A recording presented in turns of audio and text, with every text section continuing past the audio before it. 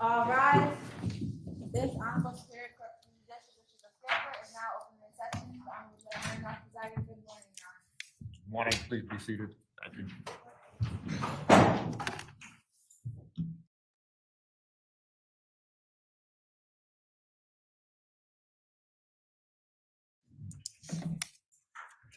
The court will take up the court should not refer to them as preliminary matters. Did counsel receive a filing by Attorney Frost? Yes, Judge. I did. I received it last night. I did not have a chance to read it, but I was handed paper copies by Attorney Frost, who's present in the courtroom. Thank you. What the court intends to do after having reviewed the filing, the court is going to recuse itself in the matter of the contempt hearing for Michelle.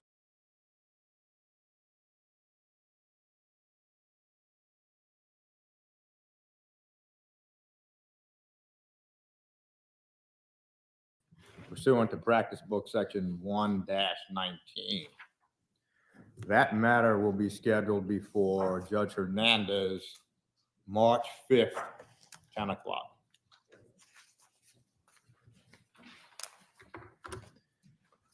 Court understands the practice book requires that this court recuse itself in non-summary contempt matters. Now, concerning today's proceeding, Attorney Shonon, how many witnesses do you have today? There are two witnesses, and then there's a document that I would be displaying using the Elmo that would be admitted without objection by the state, just pursuant to a discussion that we had. Procedurally, the only other matter would be, and I might as well do it now since the court asked, I would at this point move that in light of the testimony that came out through the defense, that the redacted portion of the Dr. Herman report, which is just that's been filed under seal, be first unsealed and then made a full exhibit. I happen to leave my list of exhibits in my folder. I don't want to look for it, but the court knows what I'm referring to. It was marked for identification. It was sealed pursuant to a sealing request, but I would just make that formal request that is part of the defense, that we would want that portion of the document to be presented in light of the evidence that has been presented. So which marker was that, Attorney Shonon? Which exhibit number? Could I just have a moment, Your Honor? Yes. I think it's F. This one.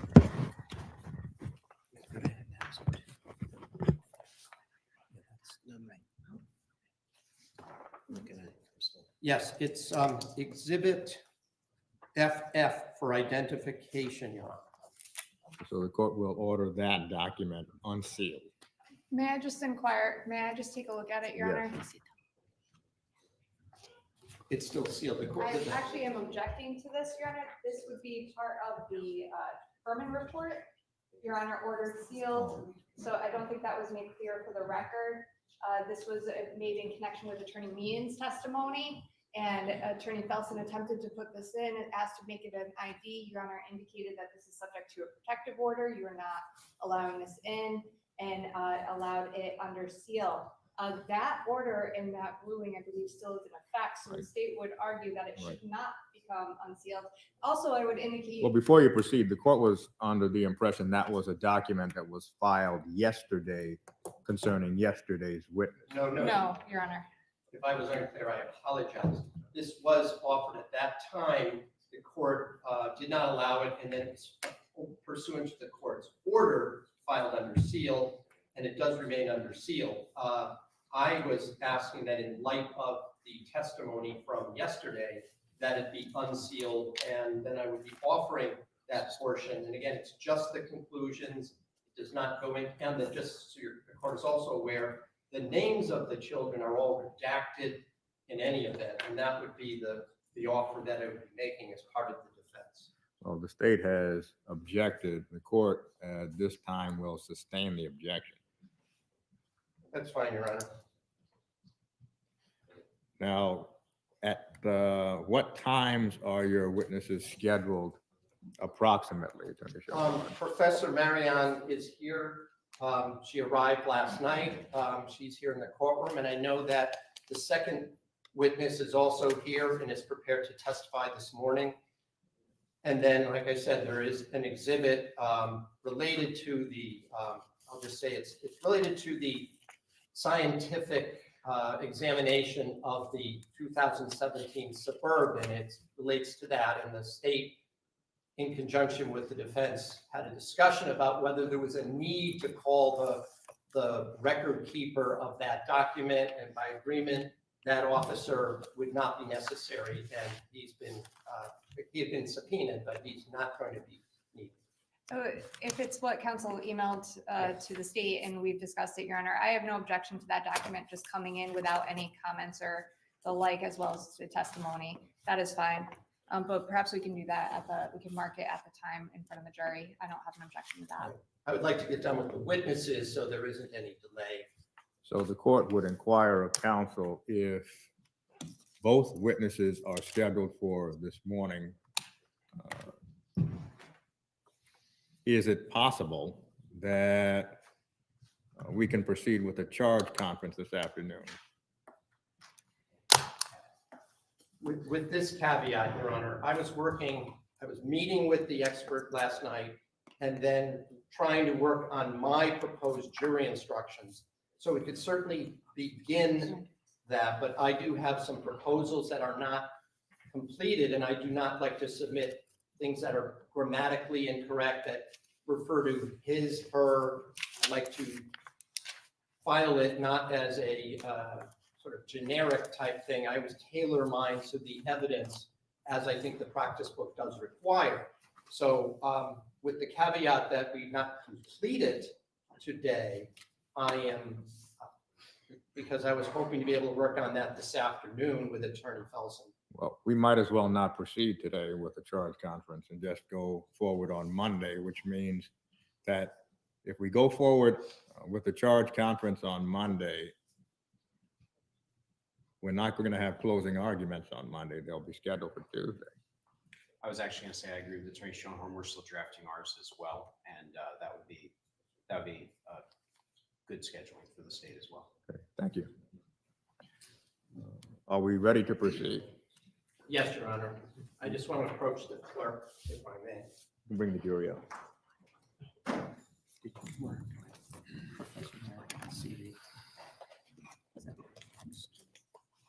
No, I haven't marked it out.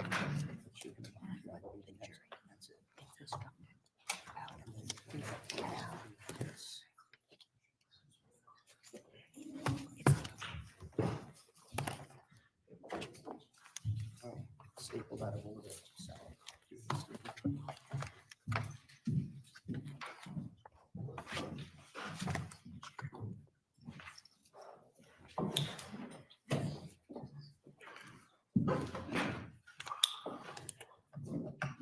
Good morning, ladies and gentlemen. Good morning. The defense has informed the court that it probably will rest today, which means that on Monday, if the defense rests today, on Monday, there would have to go forward what is called a charge conference. A charge conference is essentially a legal proceeding wherein the court and counsel will review the instructions to be given to you. So your presence would not be needed on Monday as there will be no witnesses. On Tuesday, counsel will be prepared to go forward with closing arguments in the case. Attorney Schoenholm. Thank you, Your Honor. The defense calls Professor Viorica Marion.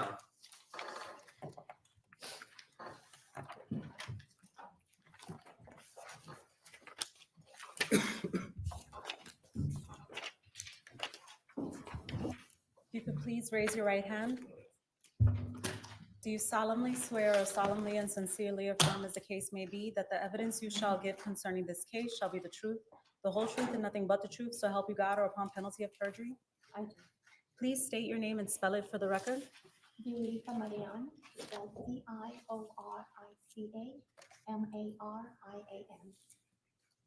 Thank you. And you may be seated.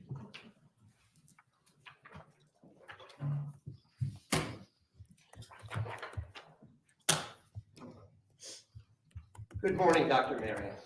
Good morning. Would you please indicate to the members of the jury, first of all, where are you from and what is your occupation? Where am I from originally, or where did I come from now? Where do you work? I work at Northwestern University in Chicago, in Evanston, as a professor of communication sciences and disorders, psychology, and cognitive science. I'm going to ask if you could speak up a little because I don't know if that microphone is actually amplifying or just for recording purposes. So I'm going to ask, that's why I'm standing back here. I know you have a Okay. sort of soft voice. Could you indicate what department are you in at Northwestern University? My primary appointment is in communication sciences and disorders. I also have a secondary appointment in psychology, and I'm also affiliated with linguistics and cognitive science, and Buffett Institute for International Relations, and several other academic units. Is there a linguistics department at Northwestern University? Yes, there is. And do you hold a position there as well? As an affiliated faculty, I'm a psychologist by training. But could you explain what it means to be an affiliated faculty?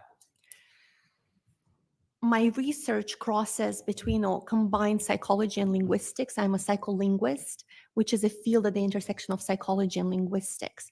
So having an affiliate appointment in another department means that you can advise students in that department, you can participate in department activities online. Are you also affiliated because you indicated that your field crosses multiple disciplines? Are there other portions of Northwestern University or other departments that you're affiliated with as a faculty member? Yes, my secondary appointment is in psychology. I'm also affiliated with the developmental science program, the cognitive science program, and the Buffett Institute for International Relations. Could you tell us a little bit about your educational background, starting with college? Sure. I went to college at the University of Alaska, where I first started doing research. I then received my master's degree in cognitive and developmental psychology at Emory University in Atlanta. From there, I went to upstate New York at Cornell University in Ithaca, where I received a second master's in psychology and then a PhD in psychology as well. Have you held other positions prior to your current one in the academic field? I was recruited to Northwestern straight out of Cornell, and I've had other positions during my appointment at Northwestern, for example, at the National Institutes of Health, but they were while I was primarily employed at Northwestern. Have you held any positions as chair of any of the departments at Northwestern University? Yes, I was a chair of the Department of Communication Sciences and Disorders at Northwestern, and I was chair of the Language and Communication Studies section at the National Institutes of Health. You indicated previously that your field crosses many disciplines. Could you explain how it is that your field, you're a psychologist, right? Mhm. You have Yes. a PhD. Yes. How does that cross into the other fields that you mentioned? So more broadly, I study cognitive science. I study the interaction between mind and language, which crosses into other fields as well. So most people know that we use our mind to learn language, to understand language, and to produce language, that our mind influences our language. But the opposite is also true. The language we speak influences how we think and influences how our brain functions. And my primary area is bilingualism and multilingualism. I study how learning a second, third, or more languages changes the way people think, the way our brain functions, cognitive abilities or cognitive function in multiple ways, how we perceive the world, how we remember things, basically the influence of language and multiple languages on our cognitive function. Just so that that I understand, could you just explain what it means to say cognitive function in more simple terms? Yes, cognitive function is an umbrella term that covers things like attention, memory, perception, basically language as well, creativity, decision making. So cognition, thought, thinking, another way to say it. Are you a clinical professor or do you teach or both? I'm a research-oriented faculty. I don't do clinical work. I run a research lab and I teach as well. Are these, you have students that are within, that come to your lab and that you teach as well? Or you Yes. supervise? Yes, I train PhD students, postdoctoral students, master's students, and undergraduate students who want to do research. Do you have any specific interest within those multiple or multidisciplinary fields that you concentrate your research on? Yes, my primary area of focus is consequences of bilingualism on cognition, language, and the brain, how the languages we speak shape the way we think. Have you received any honorariums or awards for your work? Yes, I have received several awards for my research, for my publications, and for my teaching. Most recently, this past weekend, I received the American Association for the Advancement of Science John McGovern Award for research in behavioral sciences. In fact, did I reach out to you for communication about preparing for today while you were at that conference? Yes, yes, you So did. you weren't home at the Northwestern University at the time? Correct. Where was the conference, did you say? In Denver, Denver, Colorado. Colorado. Mhm. Could you tell me whether or not you've received any other training besides your educational background? In other words, besides your academic background? Yes, I've taken additional courses on, for example, functional neuroimaging of the brain at the Memorial Sloan Kettering Cancer Center in New York City.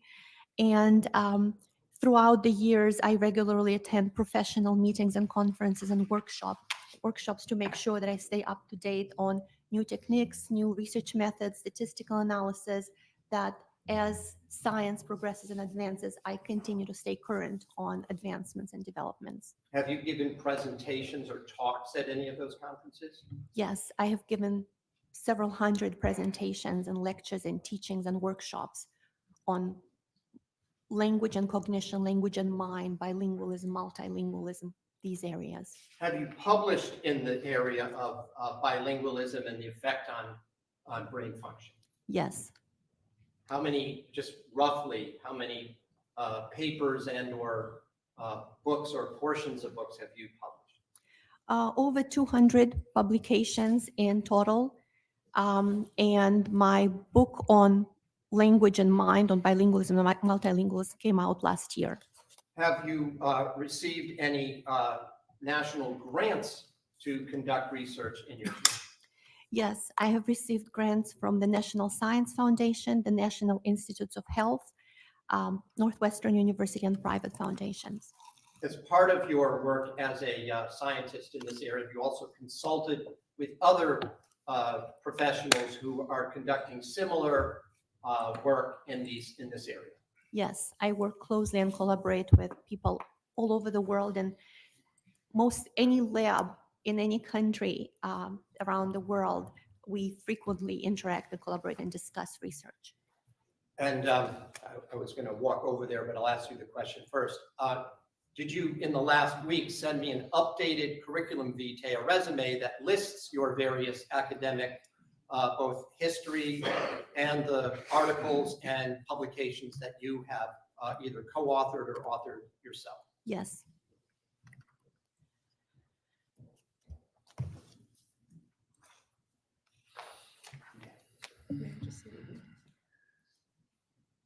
Sorry.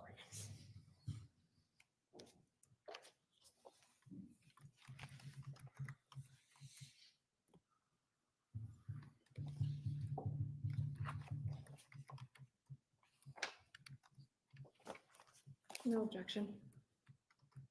And what would be the marking, please? It's marked double Y for identification. Approaching the witness, would you just tell us whether this is your most recent curriculum vitae? Yes, I believe so. And does this list all your educational achievements, your research that has been peer reviewed, and your publications? If it's the one I sent you, then yes. Well, if you would check the date maybe on the top of page 1. Sure. The most recent one? Yes. Okay. And when was this version of your curriculum, the CV, published? This was updated January 2024. And I'm not gonna, how many pages is this? Just for the record, I'm not gonna put it up on the screen right now. Just tell us how many pages it is. 63? 63. Okay. Yes. And I'll just, if I may, just hold it up so the jury knows which document, Your Honor. Is that YY? Why? Thank you.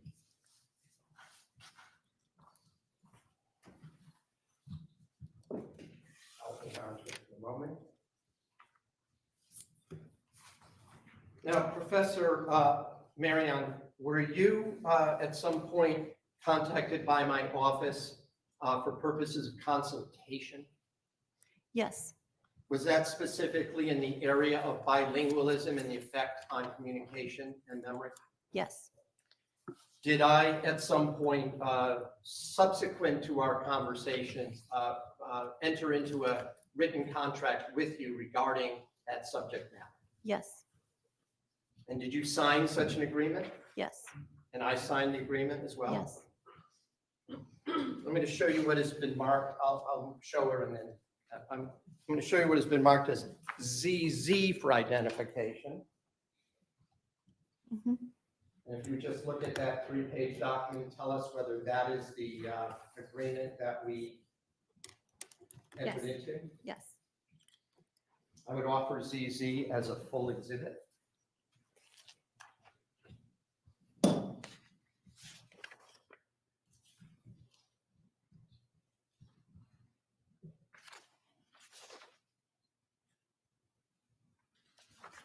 No objection. ZZ admitted as full.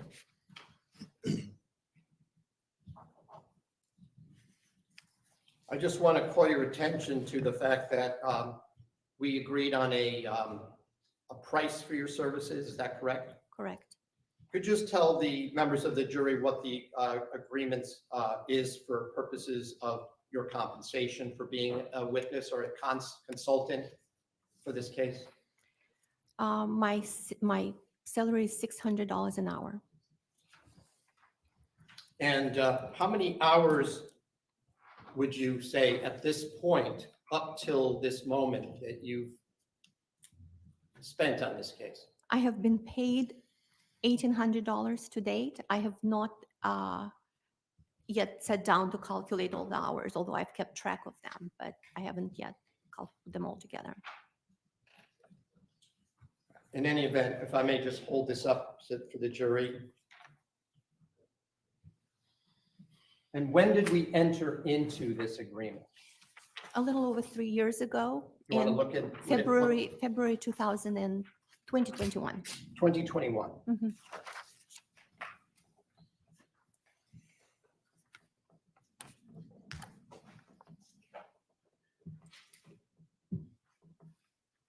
Would you indicate, please, for the jury, a little bit about what is bilingualism? Can you explain that, please?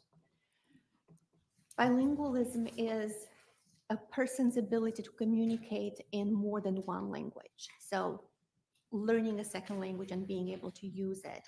And of course, there is a range of proficiency and different kinds of bilingualism, but in general terms, being able to, having studied more than one language, either as a child or as a grown-up, it's an umbrella term. Are there different levels of proficiency for bilingualism, even if somebody's considered bilingual?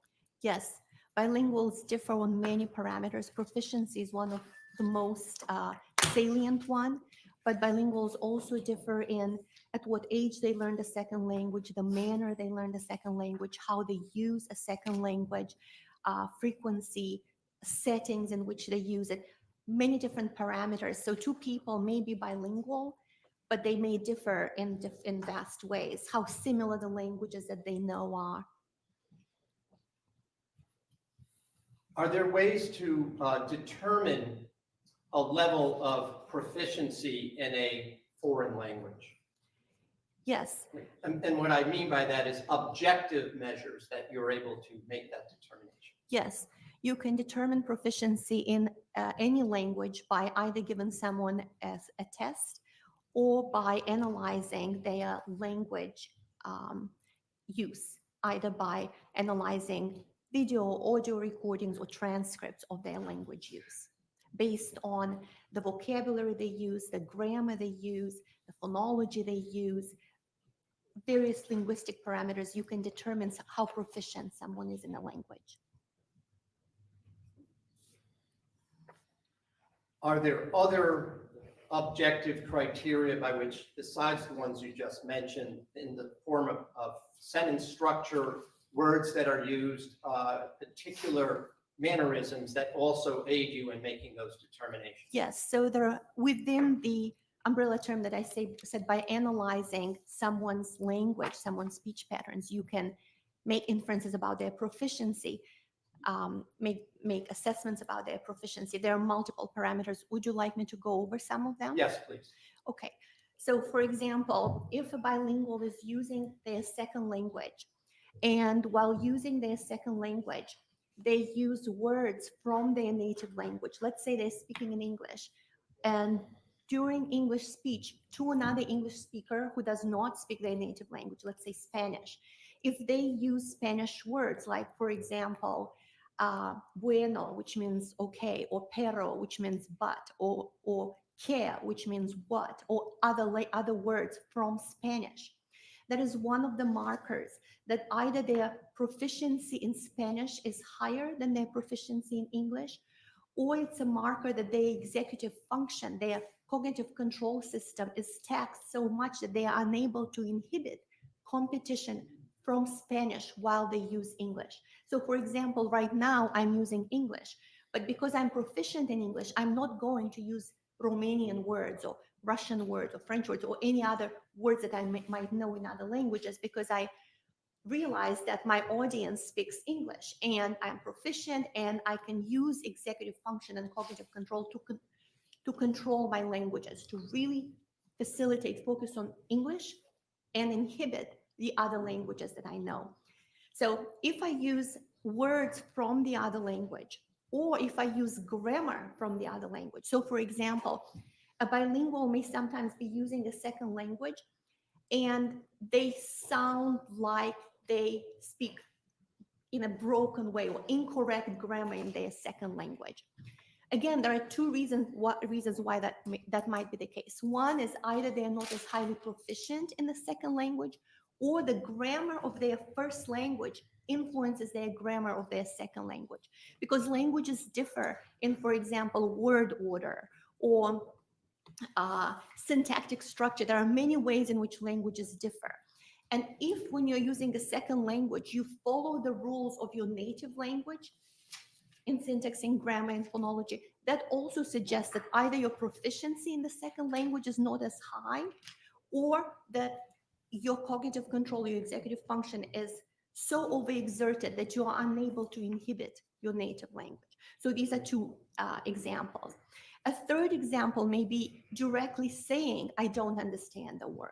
I don't know what that means. Like, please, I don't understand. That's a sign that the person is not as highly proficient in their second language as they are in their native language, or as the people around them might be. A fourth indicator is when their linguistic behavior is incongruent with their cognitive level or with their education level. So for example, someone who has low proficiency level may use very simple grammar, like present tense, or very simple short sentences, or they may use very high frequency words and not use more rare words. So basically, if they were to speak in their native, more proficient language, their sentence complexity would be higher. And you can analyze someone's speech and make inferences about their level of education. For example, in English and monolinguals. If you would analyze how an English speaker speaks or writes, you can make inferences about their education level by their how long a sentence is, what kind of words they use, how complex the grammar is. So if a bilingual uses very different complexity levels across their two languages, that's a sign that they're not as proficient in their second language. There are someone who assesses bilinguals frequently would know exactly what to look for. If someone specifically does not understand or is unable to follow directions, if they are asking, for example, or being told, so a discussion that would go along the ways of, do you mind if, and the person says yes, a non-native English speaker might have a difficult time understanding if yes means I mind or I don't mind. So there are often idiosyncratic and more complex, nuanced things in the language that if you're not proficient, you don't understand. And of course, there are cultural influences as well. Attorney Schoenhorn, so- you may want to Yeah. ask Yeah. a question. So, Yes, I didn't want to interrupt the witness. So let me ask some more basic questions. Could you explain what executive function means? We're not talking like the President of the United States. So could you explain in your science, what are we talking about when you say executive function? yes, executive function is a set of cognitive abilities that's usually controlled by the frontal lobes, by the frontal area of the brain, the most evolutionarily recently developed area of the brain that includes things like attention, inhibition, facilitation, decision-making, so higher order cognitive processes. Being able to pay attention to what matters and ignore what doesn't matter. Like right now, everyone here is paying attention to what is happening and has to be able to ignore thoughts about, what they had for breakfast or they will have for lunch. This is an example of inhibitory control. You're inhibiting competing thoughts. So executive function is something that everyone uses, monolinguals, every person, we all use executive function at all times, pretty much. Like when we are driving, we have to focus on what matters and inhibit what doesn't matter. When you are bilingual, you have to focus on a language and inhibit your other languages. If I'm going to ask you a different question. Have you ever testified in court before? No.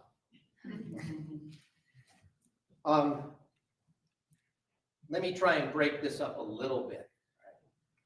What part of when a person is considered bilingual, can they engage in what I would call social conversation on what would be a normal level and still have difficulty with higher, more complicated conversational tasks?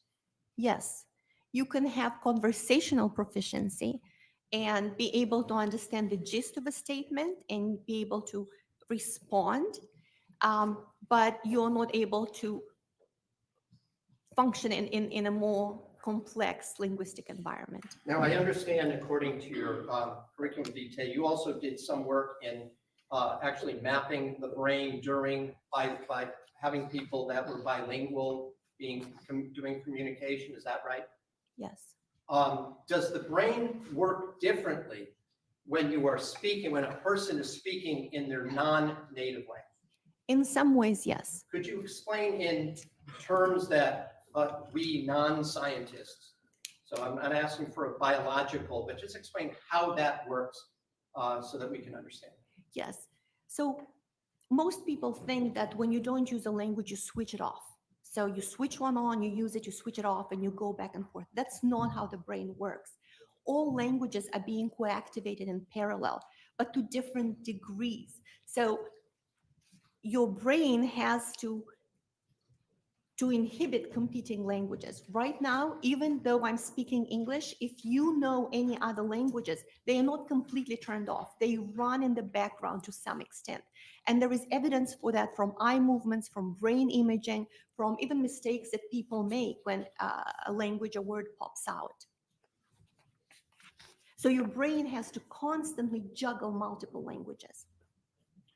Does the brain work through a process in what I'll call it translation? I don't know if that's the correct word, but from taking the input in one language, when in, let's say, English, as not the native language, before how the brain processes input in English to a non-native English speaker? Translation is used usually during low proficiency stages as you learn another language. When you're not yet proficient, you go through your native language, but as your proficiency increases, you build direct connections from your second language to the meaning and representation. So it actually alters the brain in some function, in some way? In some ways, yes. Does speaking in a non-native language require any more brain power than if you're speaking to someone in their native language? Both people are in their native language. Yes. Could you explain a little bit about how that works? What is happening, in other words? Sure. So I think I could use an analogy. If you look at a duck gliding on the water and she looks very calm, she's just sort of beautifully gliding, but underneath she's pedaling very fast. This is sort of what a bilingual and multilingual brain does. It seems like it's functioning just like a person who speaks one language, but in reality, it's constantly juggling multiple languages, inhibiting one, facilitating the other, mapping sometimes if it's low proficiency, going through the native language. So I don't know how, I think, is that enough? Do you want me to say more? I think that's good, and I'll ask another question. Does the use of the extra brain function to do that conversion that we're just talking about, whether it's the duck going fast underwater so that you could glide smoothly, does that require a person to use extra energy? Does it expend energy? Sure. Any cognitive task, it expends energy. Can it affect the person's overall attention span and level of concentration after a period of time? Yes, I think one way to potentially explain it to someone who has never studied another language or speaks another language is to use other examples of symbolic systems. May I explain Yes, that? please. So Give us an example. in essence, a language is a symbolic system. It uses words as symbols to encode, transmit, and decode information over time, across time and space. There are other symbolic systems like music or math. Math is a language, for example. So when you learn math, when you learn music, when you learn another language, it changes how your brain works. So if you are monolingual, you can imagine yourself, for example, Excuse me, I'm interrupting. doing You a say math problem. monolingual? Monolingual, You only who speak one one language. language. Okay. But if you are engaged in doing a math problem, solving, let's say you're doing a calculus problem, you are basically, your brain is engaged in another symbolic system, which is what a bilingual does. And if while you're solving a math problem, other things happen on the side, people are telling you, hey, can you buy this list of things at the store? What's the list of things you bought at the store? You have fewer resources available, and you won't be functioning in the same way as if you're not solving a math problem or writing down musical notation at the same time. That's the closest to explain to someone what it can be like for bilingual, especially not a highly proficient bilingual who really has to concentrate to understand another language. Does those, you just mentioned something like a distraction, like being told, hey, what do you want at the store? You're going to go get something at the store. Do those distractions interfere with that executive function that's concentrating on the language? It depends if you switch your attention to it. And are there other stimuli besides somebody interrupting you that also affect that that concentration? Yes. What are some of the examples? Well, attention is not an unlimited resource. You can pay attention to one thing, several things, but you cannot pay attention to everything all the time. So you have to choose what you pay attention to and then shift your attention. Well, for example, does fatigue have an effect on that kind of enhanced executive function that Yes. applies during the translation or the change of language process? Yes. And in what way? Any cognitively demanding task, if you do it for long enough, you expend energy and you will get tired. And if you're a low proficiency person who has to work really hard to decode, to understand and produce language in a language you're not as highly proficient in, that will have an impact. I just want to make sure that everybody understands. When you're talking about proficiency, what are we talking about? How high functioning a person is in a non-native language? What does that mean, proficiency, just to be clear in your science? We're not talking about cognitive abilities or intelligence or ability to think. We're talking about your language abilities. So if you can be very smart but have low proficiency in another language, and then you are unable to understand or produce language in the same way. So one way someone may think about this criterion is, would you choose this person, any person, would you choose a bilingual to represent you in that second language? Is their language ability high enough to meet your needs in whatever setting, business setting or professional setting or any setting? Would you trust that this person's language abilities in that language are high enough? For example, you may have studied Spanish or Japanese or whatever language, and you may be very smart, but if you need to do business in that country, is that person language ability high enough to represent your interests, to sign documents? So that's. Does that matter whether a person has a high school or college degree or does not have an advanced degree, or is that the same whether the person has more degrees or not? Language level of education is not necessarily linked to language proficiency. There are highly educated people who don't speak another language, and there are people who never went to college or finished high school who speak multiple languages. Are you familiar with the term disfluency? Yes. Could you explain to the jury what disfluency is? Disfluency is a very frequently used term in communication sciences and disorders. That I just use a disfluency. That is an example of a disfluency. At one extreme, you have individuals who are highly disfluent, who are diagnosed as having stuttering. One of the hallmarks of stuttering is being disfluent, often having disfluent speech. But it's a continuum. People who don't have, who do not have a stuttering language disorder may still have disfluencies when they're thinking about something. Low proficiency is frequently associated with disfluencies. People who have a low proficiency in the other language have higher instances of disfluencies. In fact, disfluencies in the other language are a hallmark of proficiency. If you look at someone who is speaking in another language, if they are frequently saying, pausing, that's a sign that they're disfluent in the other language. They're not as highly proficient. They have to think harder to process in the other language. And universities teach courses. So communication sciences and disorders, we teach courses on disfluencies. It's an entire area of research. Now, as part of the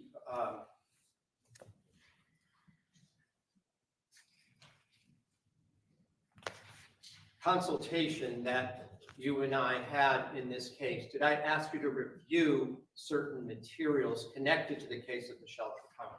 Yes. Now, just to be clear, before today, had you ever met Michelle Troconis? No. Did you ever talk to her before today? No. And when you spoke to her just now, did I introduce you to her in the hallway? Yes. So how much was the total amount of time that you were in her presence? When I say in her presence, directly next to her, talking with her. Under 5 minutes. Can you tell the jury what it is you reviewed in connection with this case? I read all the transcripts and the transcripts that you made available to me of the interviews, and I viewed the recordings of the interviews. The what? The recordings. And when you say the recordings, can you just tell the jury which recordings that you reviewed? I believe there were 3 interviews. Would they be from June 2nd, 2019, June 6th, 2019, and August 13th, 2019? I do not recall the dates, but I would assume so because there are only three, as far as I know, only 3 interviews. The jury has seen those videos, so I'm just going to ask you, did you watch all the hours of them? Yes. And what was your understanding of the setting, or settings plural, where these videos took place, if you recall? What do you mean by setting? Where it was taking place? Let's start with the first one on June 2nd, 2019. In the room? Do you recall whether it was, when you say in a room, where that room was? You don't, or did I not? I don't know where the room was. I was really focused primarily on the language and the speech that that the people were using. And just so that I'm clear, I didn't tell you to concentrate on the location No. or anything like that in terms of your reviewing these materials. I was approaching it from my areas of expertise, which is language and mind, language and memory. Did you make note of the approximate length of each of those interviews? They were several hours each.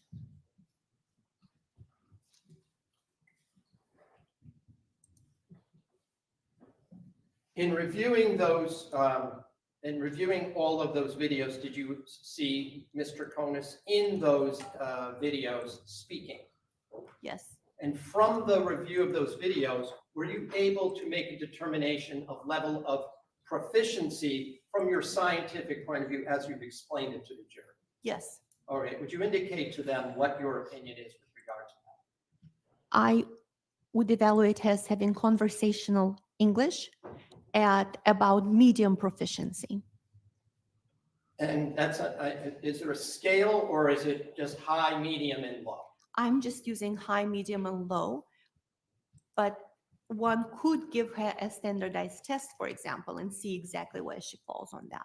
But I have given thousands of those tests over the past 30 years, so I'm confident she would fall somewhere in the middle. Incidentally, I didn't ask you, I asked you where you worked, but I didn't ask you when you began as a professor at Northwestern University. 2000. And you've been in this field doing the same type of work since 2000? My first conference presentations were in 94. 94. 94. One was on language and one was on bilingualism. But in terms of your current interest and your current specialty, that's been since I've been studying bilingual since 92.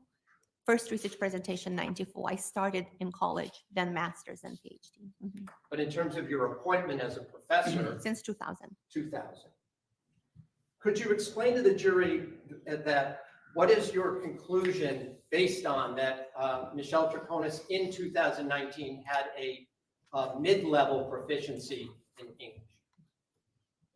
Can you clarify the question, Yes, please? you said that her proficiency level was medium. Yes, Could you explain what criteria you used to make that determination? sure. I looked for some of the things I mentioned before. Intrusions of Spanish words, multiple instances of Spanish words being used while she was speaking English to native English speakers, Spanish grammar while speaking English, and incorrect English grammar, specifically asking what a word meant, complexity level of her speech in English being of a low proficiency, and uncertain about how to follow some direction sometimes. In your experience and in your field, would a person with mid or medium proficiency in English as a second language have any, just in general, in your opinion, have difficulty with certain kind of cognitive skills, such as recall, expression, understanding in that foreign language? It is not a given that someone will have difficulties, but it is depending on how proficient they are. They may not understand some words, they may not understand some tenses. There is an opportunity for miscommunication. And the lower the proficiency, the more opportunities for miscommunication and misunderstandings and misspeaking as well. In your experience, a person with medium proficiency in English as a second language, are there certain clues regarding English grammar that you consider and make note of? Are you asking me if English grammar, if the use of English grammar can give clues to proficiency? Yes. Yes. Could you explain to the jury what clues you noticed in the review of these videos Well, so regarding the level of? things like word order, noun-verb agreement, case agreement, inability to use some of the various tenses in English. English has a tense system. You could say, I could have gone, or I would have gone had I known. When you have a low proficiency in another language, you tend to go for basic present tense or infinitives and say things like I go there or I do that. So you don't use as many tense, you just really go with sort of noun and present tense or now very simple syntactic structure. And just so we're clear, do you know how many tenses there are for verbs in the English I language? don't want to misspeak in case a linguist who specializes on grammar will ask or will disagree, because there's always, you can be very pedantic and say, well, you didn't count that tense, or you didn't count this tense. But English does have a lot of complicated tenses. When you learn English, it can be difficult for English speakers to get the nuance of some of those tenses. So for those of us who maybe haven't been in high school English for a few years, there's such tense, there's the past tense. Is that one? Yes, Future tense. yes, There's the progressive tense. yes. And, Past perfect, future, there are so many. okay. Yeah. And you said a person with low proficiency, or did you say lower proficiency? Lower proficiency.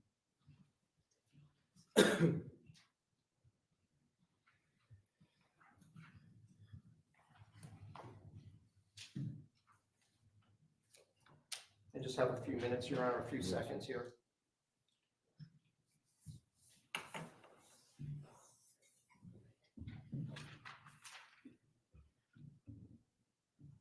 Could you explain, is there a difference between what's known as episodic memory and semantic memory? Yes, Could you first of all explain the difference of what those two are and how they're different? yes. Semantic memory is memory about general information. Things like what's the capital of a country, who's the president. So just general knowledge about the world. And then episodic memory is memory about experiences, specific events, maybe autobiographical memory, something that someone has done or lived through, what happened to them. That's an example of episodic memory. What you had for breakfast, what you saw, where you're going, that's episodic memory. How many states are in the United States? What was the first president? What was the last state to become a state? Those are semantic memories. Does bilingualism and having a lower than high proficiency in the second language affect episodic memory? Yes, And have you actually studied and researched this area? yes. Could you just explain to the jury what your findings have been in general on that subject? So bilinguals can encode memories. Events can happen to them while they speak different languages. And they can retrieve memories in different languages as well. You can be speaking one language or another when you retrieve a memory. So for example, one set of studies we have done finds that if you use the same language when you remember something as when you experience that event, your memory is improved. So if you speak, Spanish when you are doing something, that memory is more likely to come to mind when you speak Spanish again. It's not that different for monolinguals if they find themselves in the same environment again. So if you go and visit your childhood home, suddenly you're flooded with all these memories that you haven't thought about for a long time, because you've reinstated the same context. In the same way, when you reinstate the same language, it benefits your memory.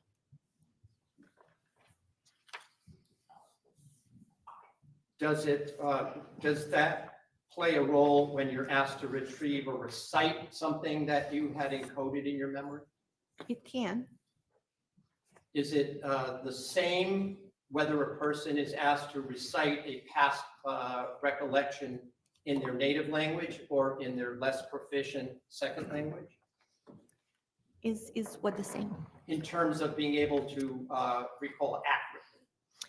So we have found in multiple experiments at this point that people can actually remember, give you different answers depending on the language you ask them.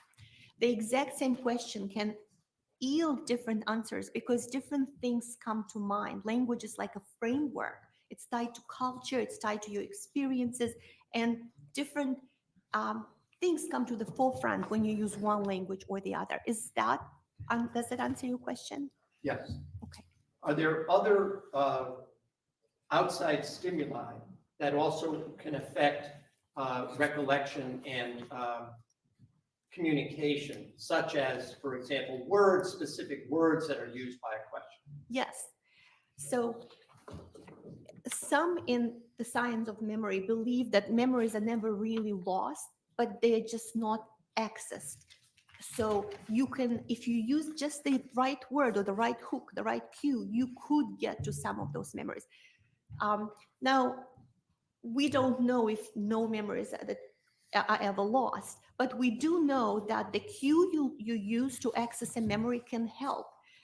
You can sometimes, you may not remember something and just the right word can help you access a memory. It's not only in the bilinguals case, although for bilinguals, this drastic difference between languages makes it more salient. But for monolinguals as well, you may not remember something, but then if a question is asked just a certain way with just the right word, you suddenly remember it. Sometimes, so another cue may be, for example, olfactory. If you smell a certain smell, it can bring to the forefront memories that you haven't remembered before. So memory is an interesting thing. If you use the right cue and the right word and the right, sometimes, word or syntactic structure, it can bring a memory out. And so there is this, in neuroscience, there is this expression, the neurons that fire together wire together.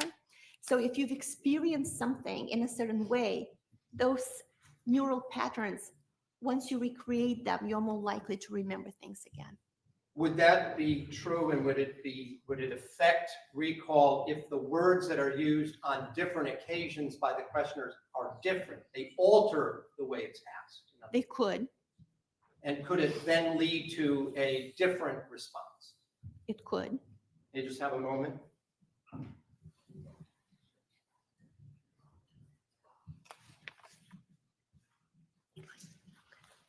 Oh, I do have a couple other questions, but you had indicated at the beginning that I believe you said that one's cultural background does play a role in development of language proficiency. Is that true? Yes. Could you just explain very briefly what that role plays? Well, culture and language are very tightly connected. It's very difficult to separate the two. Language is usually a vehicle for culture. So cultural influences cultural influences shape the way we talk. When I mean culture, if somebody grows up in a foreign country where it's not an English-speaking country, or someone grows up in the United States speaking a second language for, making that their first language, would there also, in some circumstances, be a difference in how they would respond and communicate a response? Yes, and not all Spanish speakers share the same culture. There are many countries around the world that speak Spanish, and those cultures differ. In the United States, speakers of Spanish, heritage speakers, so maybe they grew up in families that speak Spanish, they may be more reflecting American culture than the native Spanish-speaking culture. So, yes. And I'm going to ask, at my request last week while you were in Denver, did you prepare and sign a report concerning your studies? Yes. Can I approach? Showing you what has been marked as AAA.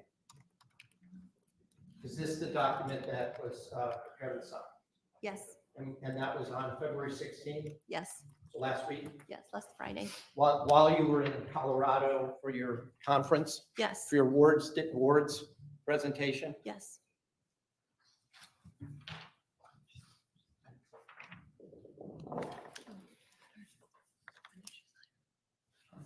Oh, and you only, when did you sign that? Yesterday, last night. No objection. So AAA admitted as full. And just a quick question regarding that. If you'd had, if you'd had more time, would your report have been more expansive and more explanatory? I would like to say yes, but then there is also the famous Mark Twain quote, if I had more time, my letter would have been shorter. The more time you have, the more you can focus on just the right thing. So Thank you very much. I have no further questions, Doctor. Yeah. Good morning, doctor. How are you? good morning. I have some questions for you. By the way, we just met earlier. I introduced myself. My name is Michelle Manning. I represent the state in this matter, okay? Good to meet you. It's nice to meet you too. So I'm just going to start asking you some questions, primarily about your CV. I think it's in evidence. If you need to take a look at it, just let me know. I'll go get it for you. Sure. It's 63 pages, right? I have not counted. Okay. Okay. And you have been affiliated with Northwestern University since the year 2000. Is that Yes. correct? Okay. And as I understand from your resume, a lot of what you do at Northwestern is conduct research in the area of linguistics. Research in the area of psychology of language. I'm not a linguist. Okay, psychology, and please correct me if I say the wrong term. You have a specialty in linguistics, but you practice in psychology. I'm a cognitive scientist. Okay. And as a part of your academic career is primarily research. Yes. And you've done a lot of research in the areas of bilingualism, and I think you also said multilingualism. Yes. And you've been able to do this in part from large grants from private foundations and the government as well, correct? Yes. In fact, you were just awarded a $3.5 million grant from the federal government. Yes. And you conduct that research solely within the confines of Northwestern University, correct? Yes. You would agree, doctor, that research is extensive work Yes. and it takes a lot of planning. Yes. And you've written numerous reports and articles about all the research and work that you've done over the years. Yes. I think you talked about over 200 writings, whether between articles, chapters, publications. Is that correct? Does that sound about right? Yes. Would it be safe to say, and would you agree with the statement, that in about the 200 writings and opinions that you authored, those reports, those articles are multiple pages? They're in depth. Yes. And would you, part of those research, part of those writings, you would indicate would result in a conclusion or an opinion? Yes. Okay. And the rest of that writing would explain how you got that conclusion and that opinion. Yes. Okay, and that's how you conduct your over 200 writings. Not all of those are empirical studies. So some are empirical studies and some are opinion pieces, for example. And or some are, reviews. okay. Mhm. And you give in the opinion pieces, you give your opinion and you Mhm. explain why. Yes. And you've done this for all the articles that you've written over the years. And we're going back to 2000, maybe even, I think you have one from 1998, is that correct? Yes. Okay. And now, when did Attorney Schoenhorn first contact you about testifying for the defense in this case? Winter, beginning of 2021. Not about testifying at that time, but consulting. Mhm. Okay.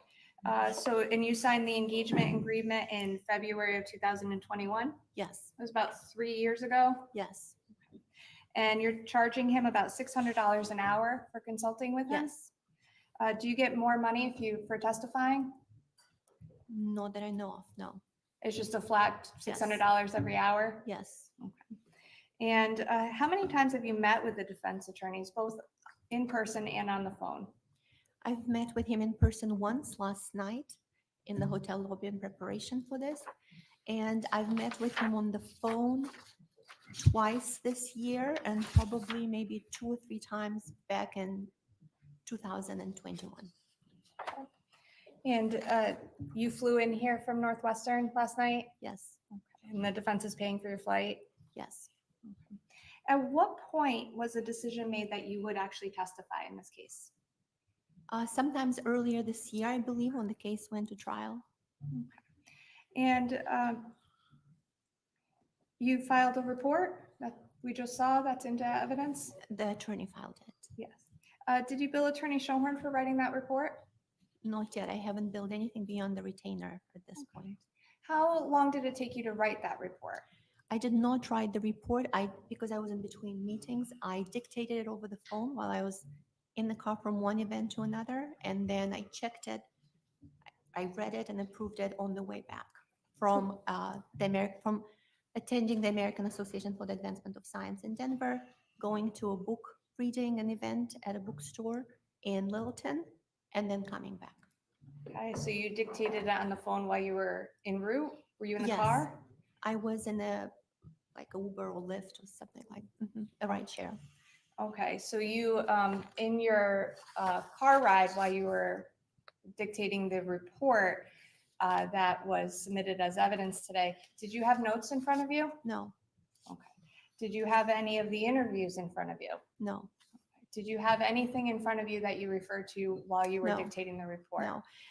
The request for the report came while I was at the conference, very last minute, in Friday afternoon. It was due Friday evening, and I was fully scheduled. Every hour was scheduled at that point. Who did you dictate the report to? Attorney Schoenhorn. Okay, so you were on the phone in a car, in an Uber, dictating a report to Attorney Schoenhorn. So you didn't actually type that report. Correct. The defense attorney did. Correct. And when did you get an opportunity to read it? On the way back. Which would be about how many hours later? Well, I could probably check my phone records, but let's say 5 hours later, 4 hours later. Okay, so around what time was it that you were dictating the report to Attorney Schoenhorn to write? In the afternoon. In the afternoon? My book reading event, I think, was probably 5:30. So sometimes between 4 and 5:30, I was dictating it. And then on the way back later in the evening, I think it was due at midnight Eastern time, which is 10 o'clock Mountain Time in Denver. So it was at some point before 10.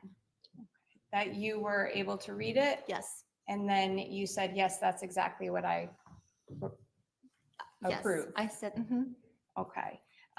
But you weren't the one who actually sat there and typed it. correct, The defense attorney did. correct.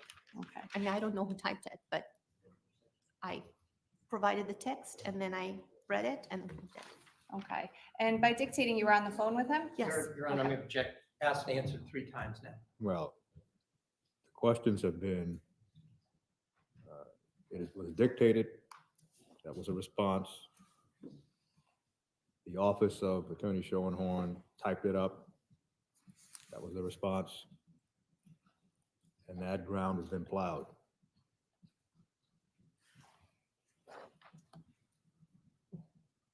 Sustained. Now, the purpose of submitting that report was to provide notice of what you were going to testify to here today, right? I'm going to object, Your Honor. The court knows that the reason. Well, the objection is Lack of foundation and necessary of knowledge. foundation. Sustained. Dr. Marion, and all those reports and articles, or I guess I'll just call them writings, the 200 writings that you've completed in your career, have you ever gone to or presented on those topics on any of those writings that were 1 page? I'm not sure what you're asking. Sure, that was probably a confusing question. I apologize. You've done many presentations as well. That's part of your resume. Yes, And you've done many speaking engagements. yes. And I think you talked on direct about conferences that you presented at. Any of those conferences, speaking engagements, presentations, and were they done based solely off of a 1-page report? Most conference submissions are based on abstracts. Some of those abstracts are half a page, 1 page. They can vary from 50 words to several hundred words. But usually when you submit to a conference, you submit an abstract, half a page. Okay. Now, your report, the first sentence of that report reads, "This report is provided as a general overview of the subject matter upon which I can offer a professional opinion." Where in your report, Dr. Marion, does it talk about your evaluation of the defendant's proficiency? I believe proficiency is mentioned in the report. I believe my question was, where in your report does it state your evaluation of Michelle Troconis's proficiency in English? The court thought it heard her answer. She doesn't mention that in her report.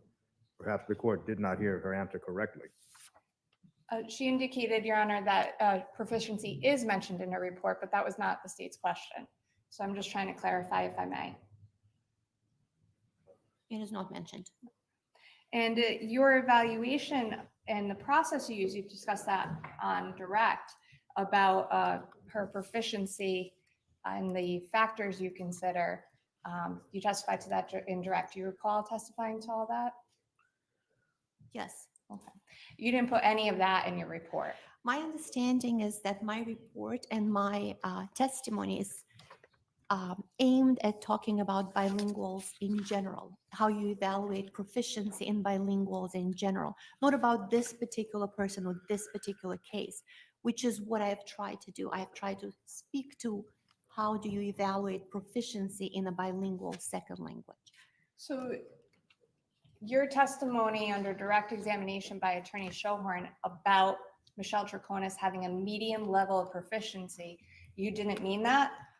I answered the question that I was asked, but that was not what I put in the report because I was told that I would be testifying about bilingualism in general. So I put in the report my opinion on bilingualism in general.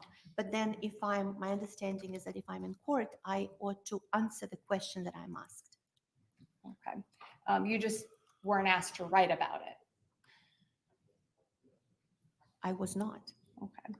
Now, some of you called on direct the videos, you were discussing about the videos that you watched. Do you recall that? Mhm. You actually on direct called them recordings. Do you recall that testimony? Possibly, Okay. And you used the word recordings, yes. and that was your term. Do you recall Yes. that? Yes. Okay. In your report, you called them interrogations. Mhm. Okay. Okay. Do you recall writing or dictating that to Attorney Schohorn to write? Interrogations is the word I usually use when I refer to those recordings. Okay. And in that review, you watched those 3 recordings or interrogations. Right? And when did you watch them? In 2021. So in 2021, did you watch the June 2nd one? I don't remember which ones I watched. I have not watched them since then. Oh, okay. So since 2021, you haven't watched any of the 3. No. And so while you're writing or dictating your report in the car, you Yes. remembered the videos that you watched from? I have been sent the transcripts last week as well, so I had read the transcripts. Okay. So you had read the transcripts of the interview. When did you read those? Last week. Was that before writing your report? Yes. And did you have those transcripts in front of you when you Yes, I dictated had your them on report? my phone, in my email. I was not looking at them at the time, but I had read them. Okay. Now, you were also told certain things about Michelle Troconis. That's in your report. I'll start there. Correct? Yes. When were you told that Michelle Troconis is a native language, her native language is Spanish? When I was first contacted in 2021, And who told you that? Attorney Schoenhorn. And you were also told that she spent most of her formative life in South America. Is that correct? Correct. And who told you that? Attorney Schoenhorn. When did he tell you that? When we first, in 2021. You were also told that she had a family of Spanish speakers. Do you recall that? Yes. When were you told that? At the same time that she's a native Spanish speaker who grew up in South America and all that information when I first learned about the person. Which would be 2021? Yes. And who told you that? Attorney Schoenhorn. Were you told them prior to watching all three of the interviews? Yes, At any point, did you interview Michelle Troconis herself during that time period? no. I spoke with her today for the first time. For the first time. And I think you testified about that on direct.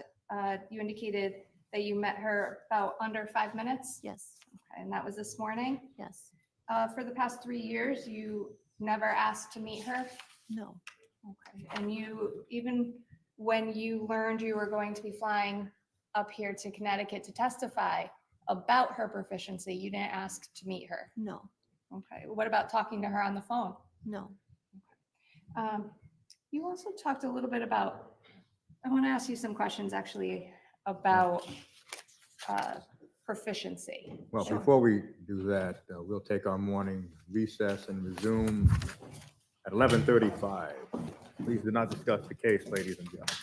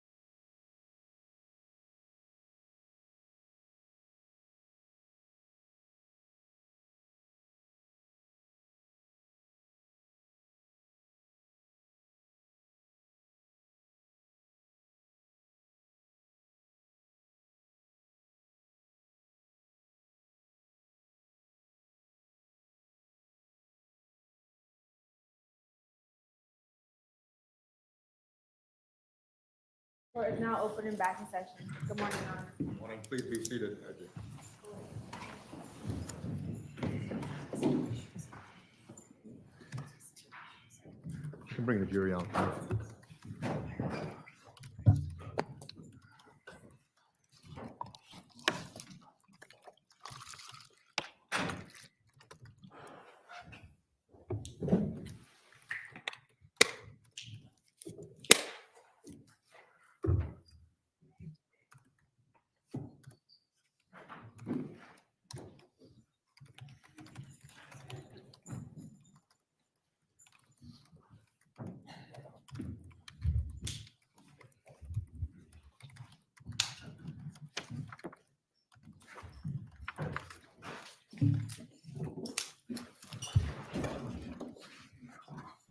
Would counsel stipulate, please?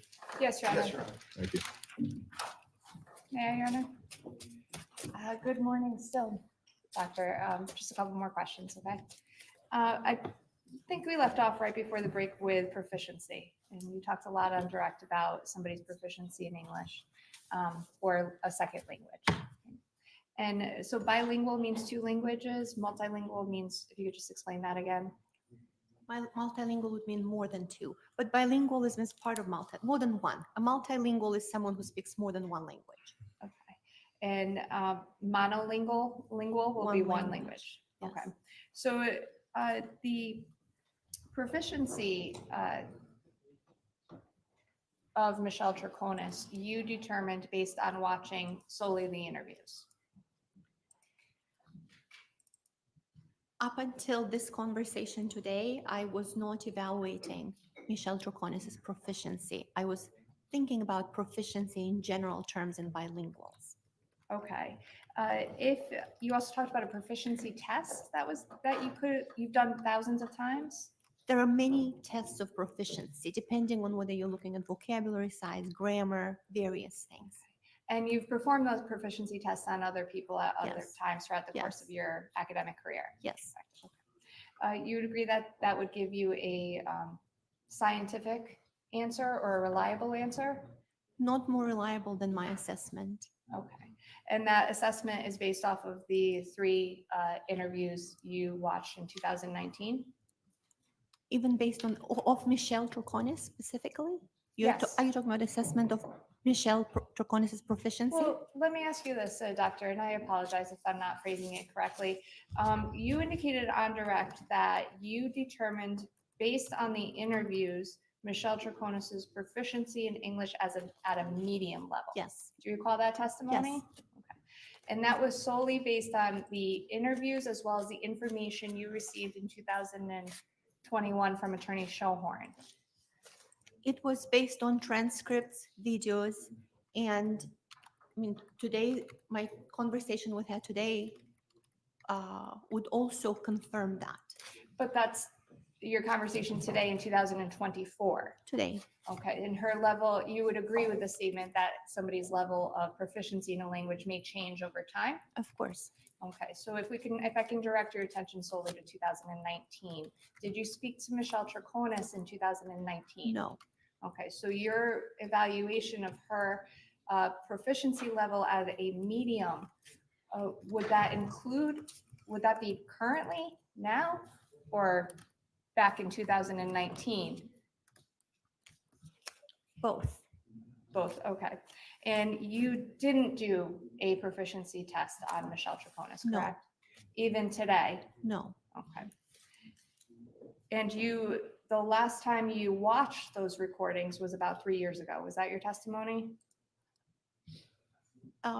parts of those recordings were shown in court, I think, and they're available online as well. So this week I have watched some of the things that are online just casually.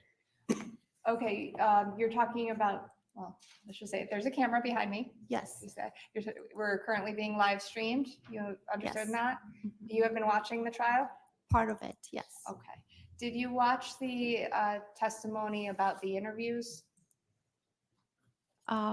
Which day? Well- I can tell you exactly what I watched. Sure. why I don't you do watched that? your interview of the pond person 2 Okay. days ago, And I watched Elizabeth Loftus's interview yesterday. Those were the primary things that I've watched.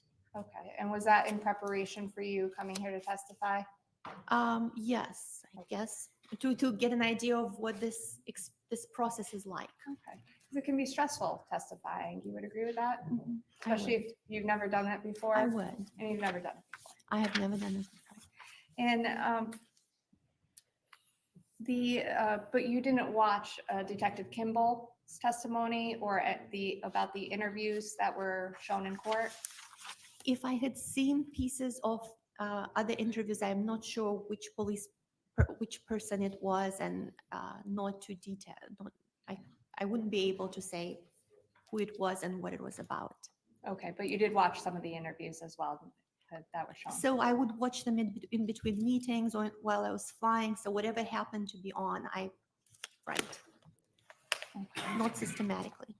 Okay, and you, I just want to go back a little bit to the evaluation of proficiency.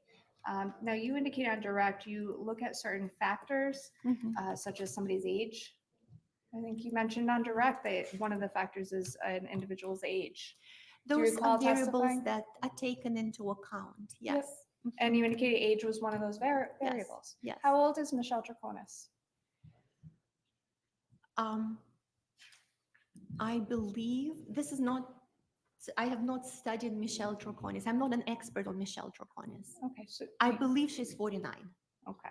And do you know, well, let me ask you this. If some of those factors about whether or not somebody could be considered proficient in a language, you would agree that if somebody understands a joke in English, that would be a factor that you may consider? It depends on the complexity of the joke. Okay. And you would agree if somebody understands their legal rights, that would be a factor that you would consider if somebody's proficient? Yes. And you would agree that if somebody corrects somebody's misstatement in English, that may be a factor that you would consider in determining somebody's proficiency. It depends. And you would also agree that being able to write in English might be a factor that you would consider? Being able to write in English is not necessarily an indication of proficiency. It's an indication of literacy in English, but Spanish and English share the same alphabet. So you could be writing things without knowing what you're writing. In theory, I'm not talking about Michelle Troconis. I'm talking in general terms. In general, okay. And how about a factor in proficiency being able to recite a writing word for word about a week later? That's not, being able to recite something by heart is not an indicator of proficiency. You can learn things by heart in languages you do not understand. And you would agree that if somebody can ask maybe appropriate questions in context, maybe a factor that would be considered? That's why I was saying that she has functional conversational, a person who does that has functional conversational Spanish or English or another language. And you would also agree that maybe a factor that would be if somebody can communicate with a loved one or a lived-in boyfriend in English, that might be a factor that you would consider. No, I would disagree with that. Okay. For example, I attended a wedding in Hong Kong between an American man and a Chinese woman. She did not speak Chinese. She did not speak English. They communicated via Google Translate. They spoke the language of love. So it's possible to be in a relationship with people whose language you do not speak, in theory. In theory, okay. Let me ask you this series of questions I just asked you about different factors. Did you ask any of that of Michelle Troconis or Attorney Schoenhorn? Any Whether, of what? When would that be, Your Honor? sure, Well, I'll the- sharpen the question, Your Honor. Back in 2021, when you were asked to review the videos, you were told certain information, correct? You were Yes. told that she is Spanish speaking. Yes, I think we went through this. You were Yes. told she grew up in South America. yes, Were you also told that she understands jokes, that she No. speaks in context? we did not discuss that in 2021. Nothing about understanding jokes or speaking, and no. And I think you never asked, did you? About understanding jokes. Any of that? I've asked I've asked the attorney about her language history and language proficiency extensively yesterday and also over the phone last week. And our conversation today with Ms. Troconis was entirely about this. At what age she learned English, when did she come to the States, where did she live? It was all about that. Okay. But back in 2021, prior to watching the videos, you didn't ask any? of No. that? Okay. And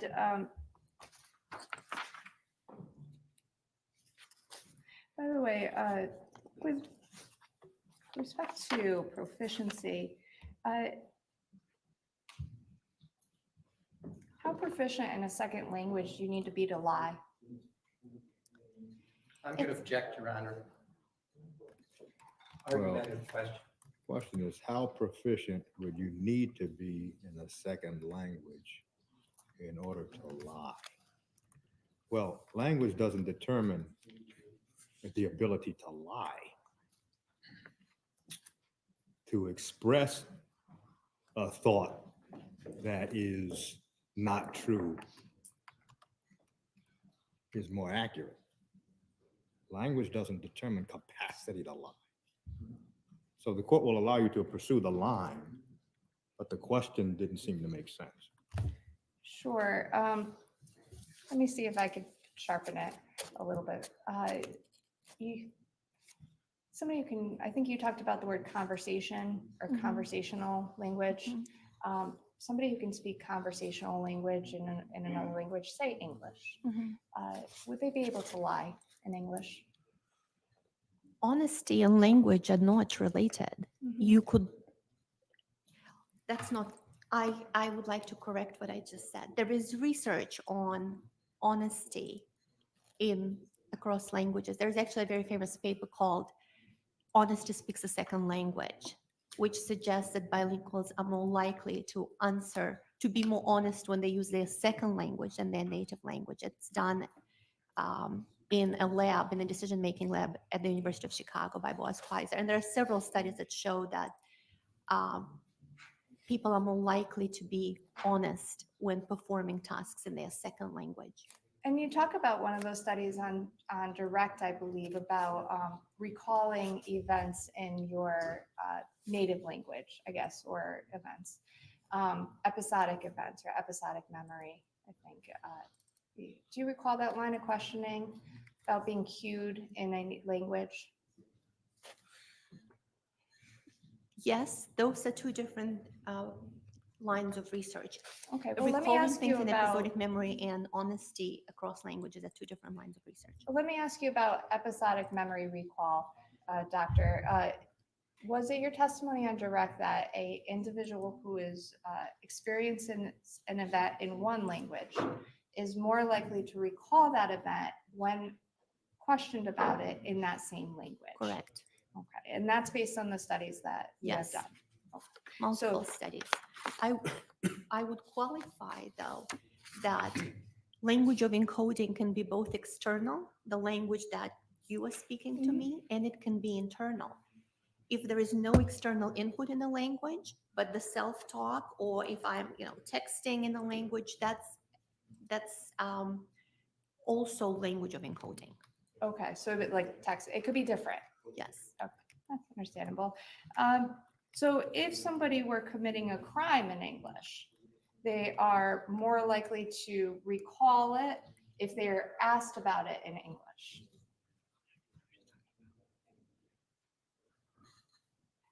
I'll backtrack. You're giving me a look. It probably was an awful question. If somebody has a memory of something, such as a crime Mhm. that they are committing, and that crime, the acts around it are performed in English, then they are asked about it in English. Again, the cued retrieval, Yes. same language as Yes. encoding. I think you Yes. testified to all this. Yes. Yes. They are more accurately going to recall. They are more likely to remember things that happen in one language when the same language is used again. Okay. I want to just ask you a little bit about. None of that research has been done on criminal behavior Okay. or crimes. Okay. And you don't have any experience in criminal law or criminal procedure? I'm not asking anything. No. Okay. With respect to disfluency, I think you talked a little bit about on Direct about that. Yes. Do you recall that line of Yes. questioning? being nervous about something cause disfluency? There are multiple variables that cause disfluencies, and it varies across people what makes one person disfluent versus another. Can lying be one of those?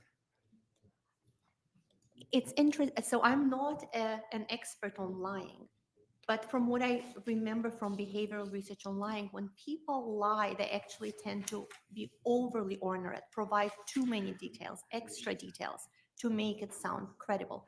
But that is not my area of expertise. Okay.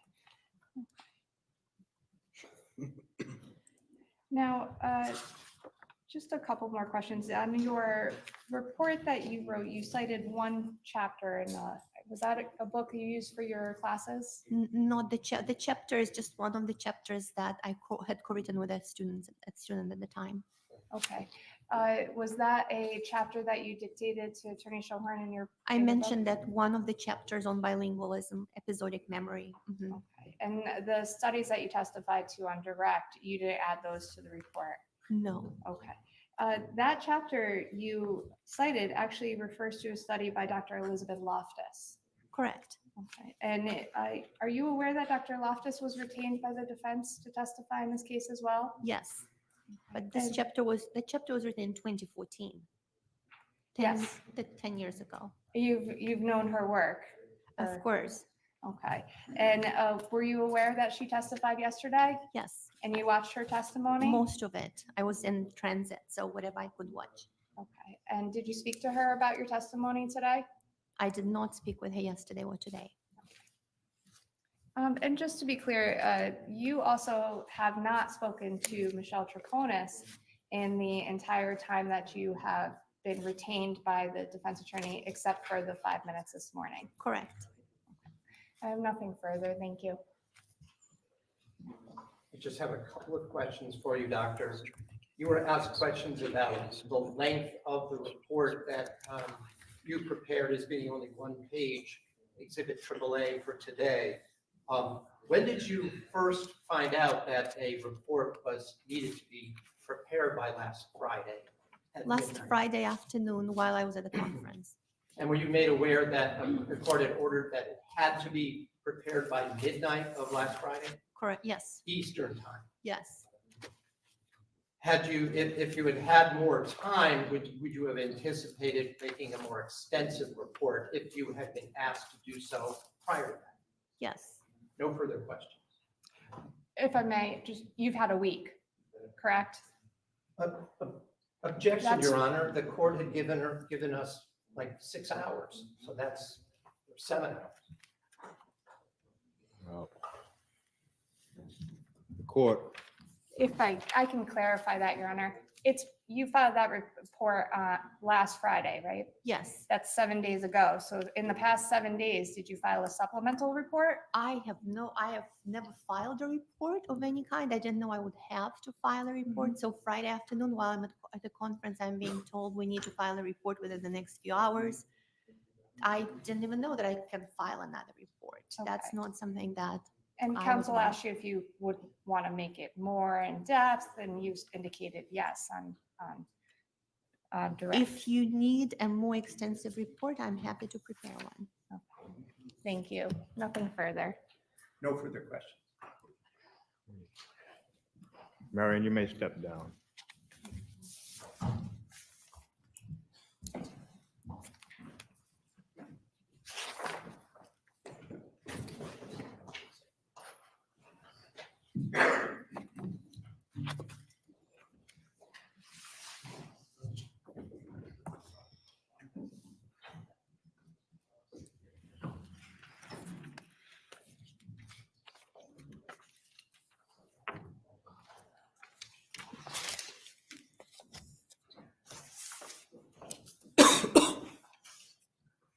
Attorney Felsen is getting the next witness, Your Honor.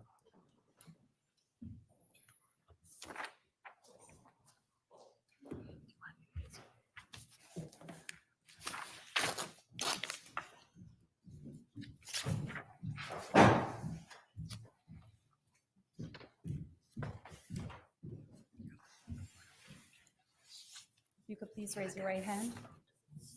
Do Do you solemnly swear or solemnly and sincerely affirm, as the case may be, that the evidence you shall give concerning this case shall be the truth, the whole truth, and nothing but the truth, so help you God, or upon penalty of perjury? Please state your name and spell it for the record.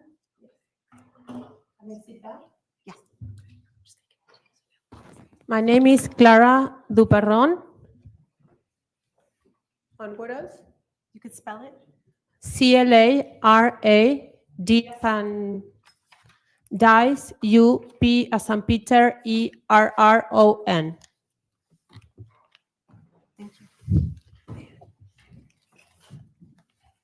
Good morning, Ms. Dupron. Good morning. Do you go by any other name other than Clara Dupron? Yes, my nickname is Petu, Petu. Ms. Dupron, can you tell the jury where you live? I live in Canton, Connecticut, How long have you lived there? since 2012. Before you lived in 2012, when you lived in Canton, where did you live? I lived for 2 years in Simsbury, Connecticut, but before I'm originally from Argentina, from Buenos Aires. Did you grow up in Argentina? Yes, Do you know Michelle Troconis? yes. I know. Can you tell the jury how you know Michelle Troconis? I met Michelle through a mutual friend that we had, that because I'm from Latin America and I have kids the same age as Michelle's daughter, so she thought that it would be a good fit for us to get together. And yes, we grew up with the same culture, so that is a very typical behavior when someone from Latin America come. It's very common that you introduce to them because you share a lot of things with them. You met her in 2017? Yes, All right, and did you become friends with Michelle in 2017? yes, Are you still friends with Michelle Yes. Troconis? And obviously, you don't want anything bad to happen. You're concerned Of about course. her, right? yes, of course. But you're under oath Yes, and you understand you need to tell the truth. totally. Where was Michelle living in 2017? She was living in Fort Jefferson Crossing in Farmington. Do you know who Michelle was living with at Fort Jefferson Crossing? Yes, she was living with Jennifer Dulos and the daughter, Nicole. When did you meet Fotis Dulos? First of all, I met Michelle, and then we became friends, and then she introduced me Fotis. Did you also become friends? Did you consider Fotis Dulos a friend of yours? Yes, was friend, yes. In 2017 and 2018, did you socialize with both Michelle and Fotis? Yes, was more with Michelle, but yes, we did movie nights, barbecues, Mother's Days together that he was there. Yes, that typical things that you do with your friends, and when the partner is there, you socialize. And did you and your daughter and Michelle and her daughter get together? Yes, Do you water ski? not water ski. Did you ever go down to the pond with Yes, Michelle? I went to the pond. Had you ever met Fotis's children? No, I never. Did there come a time in around 2018, did you ever learn that Fotis was unable to see his children at any point in time? Yes, of course. And when you were friends with Fotis, did you ever talk to him about his children? Yes, a lot. Did you ever talk to him about his inability to see his children? Yes, we talked. And did he ever express frustration to you? What were his emotions about that time, about not being able to see his children? Yes, of course, was frustration because he was the father and he wanted to see the kids. So it's logical that he expressed frustration. And around that time, around 2018, were you aware that there was a point in time where Michelle Troconis and her daughter were unable to be around Fotis's children as well when Fotis was with his children? Yes, Did Michelle ever express frustration to you about the conflict between yes, of Fotis course. and Yes. she did? Yes. Did she ever use disparaging language when talking about Jennifer? Excuse me, what is disparaging? Did she ever say anything, swear words about Jennifer? No, Have you heard Michelle swear before? no. Maybe in Spanish we have like little words that are not maybe the best words to use, but not huge words or strong words.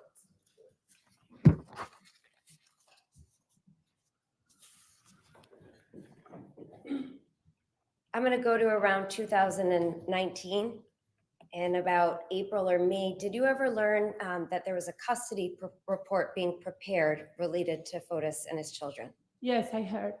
And who was it who shared that information with you? Fotis. And did you know whether or not, in fact, a custody report had been finalized? Objection. Well, asking this witness, do you know whether, if the question is, do you know whether the custody report was in its final draft? What's the relevance? My next question, Your Honor, is going to be Fotis's reaction to it between April and May of 2019. You can just ask the question. Did Fotis react at all to any prepared custody report? Sorry again. Did you learn whether Fotis had actually seen a custody report and reviewed one? He told that there was a report that came favorable to him. And what was his reaction to that you observed? Like, was a good reaction. He was going to have custody of the kids. That is what he told. When you say custody of the kids, do you mean full custody or half and half custody? Did you have an understanding at the time? I'm going to object, Your Honor. Well, it's sustained. About when was it that Fotis expressed happiness about? Was in Greek Easter around that time. I was there in Greek Easter. You were where? In the house, in the celebration of the Greek Easter. Right, you were at Fort Jefferson? Yes. Do you know about when Greek Easter was? I remember my son's birthday is April 26, so it was 28, something like that, at the end of April. The end of April? Yes. Do you know who else was at that celebration? Where all my kids was Michelle's part of family. A lot of kids were there. Were Fotis friends. Some I remember. Mike Rose.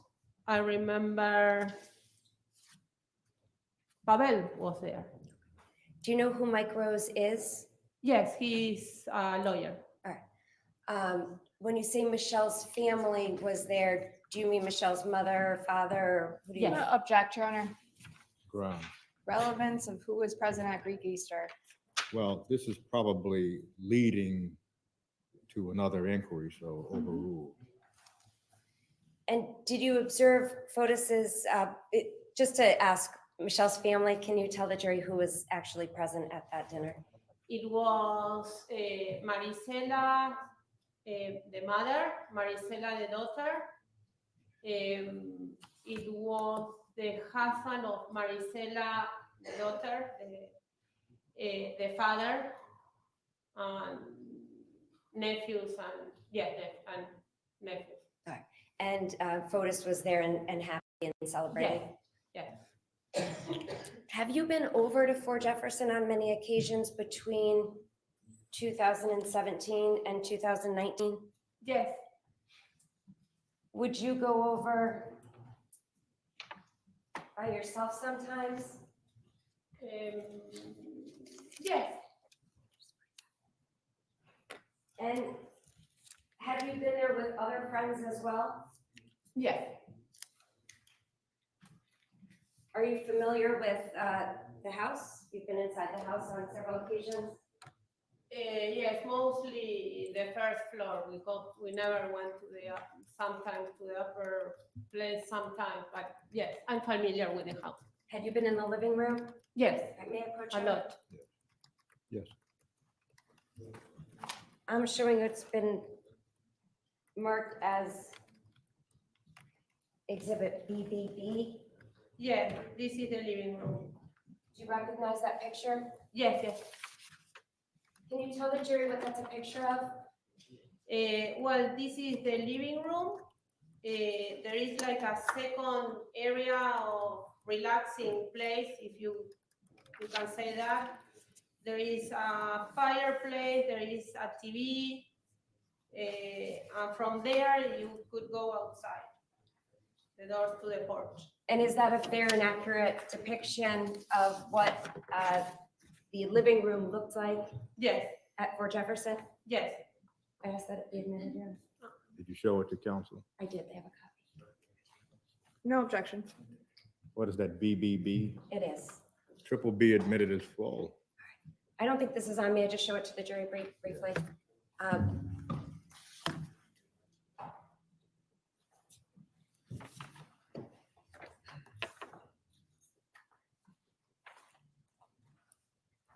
Was the fireplace being used when you went over sometimes? Yes. Was there a grate in front of the fireplace? What is? Like a protective barrier in Yes, front of the yes, fireplace? yes. Was that always there? Yes, And did you go to Fort Jefferson every season? Did you go in the winter? yes, And I the went spring. all the season. Were there certain times when the fireplace was not going? Yes, But was that dependent on the season or was it just going sometimes and sometimes it wasn't? no, depends more, not on the season, more on the weather maybe, and also it was a relaxing moment, like maybe it's not to hit the house, but it's like a good moment to share like with someone or drinking wine or tea, that something like that. Would there sometimes be a fire going on when it was still warm outside? Yes, Did they also have a fireplace outside, like an outside yes, fire a fire pit. And was that going a lot Yes, all seasons? yes, yes. I'm going to bring you now to May 24th, 2019. Yes, Were you at Fort Jefferson at any point in time on May 24th, No. 2019? No.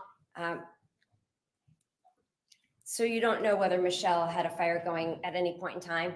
no, I have no idea. And you don't know if she left the house and, No. and hadn't? Object, Your Honor.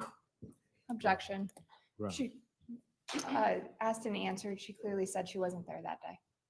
Well, the court does not know what the second question was, so the court does understand she indicated that she was not there on that day. She does not know whether there was a fire in the fireplace that day. So that's overruled. The next question, Thank you. I can ask a couple of foundational questions. Even though you weren't at Fort Jefferson, were you on the phone with Michelle Troconis at multiple times during the day? Yes, And do you know whether Michelle left the house before closing off a fire? Objection. Well- Calls for hearsay. Well, the question now is, did you talk to Michelle Troconis on the phone about fire in the fireplace? Because witnesses already said she wasn't there on that day. So you don't know? no, Your Honor, if I may get a ruling on the objection. Overruled. Thank you.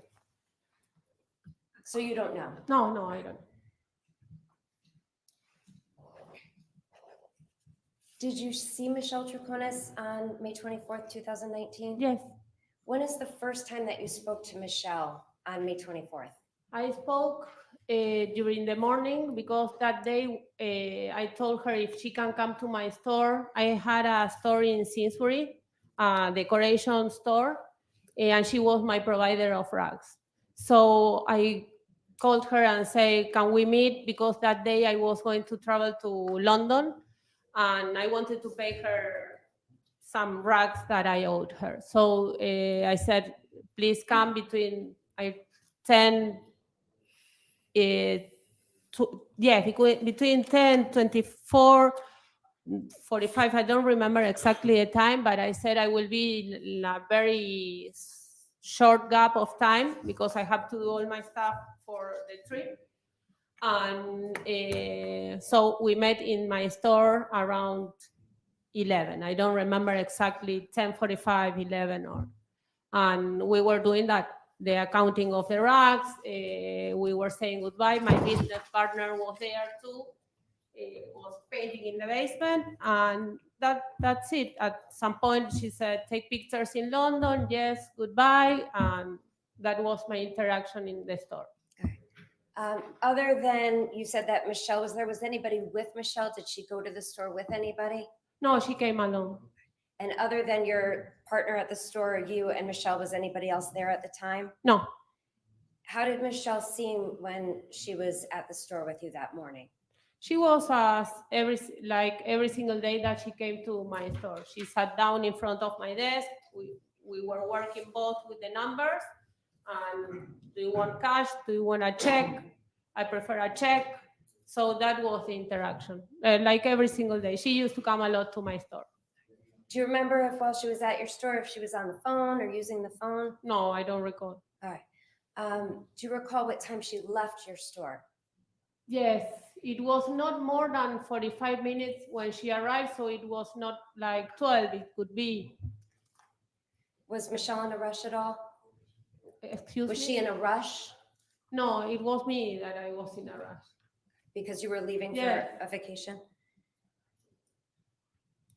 Did you communicate at all with Michelle at any other point in time during the day? Yes, a lot of times. Can you tell the jury about those communications? In one moment, I took an Uber to go to Boston, and the Uber driver stopped to put oil to the car and make some stuff with the car, and I texted her and said, this guy, like, he could do this in another time. He's dropping me off in Boston and he had to do so. It was like a funny conversation. And then I remember finally I'm heading the airport. When I was in customs, I remember that we exchanged, like, I'm in customs, I can talk right now. And then I remember once I was in the gate that I told her, now finally I'm in the gate. That was around 7, and the flight was going to be 8:30, I think. I don't remember exactly, but it was, I remember exactly that moment that I was in front of the gate. So from 2017 to that conversation in Yes. May of 2019, you had been friends with Michelle Yes, and you had talked to her regularly? yes. Did she tell you at any point that she was on Albany Avenue with Fotis? Objection. Brown.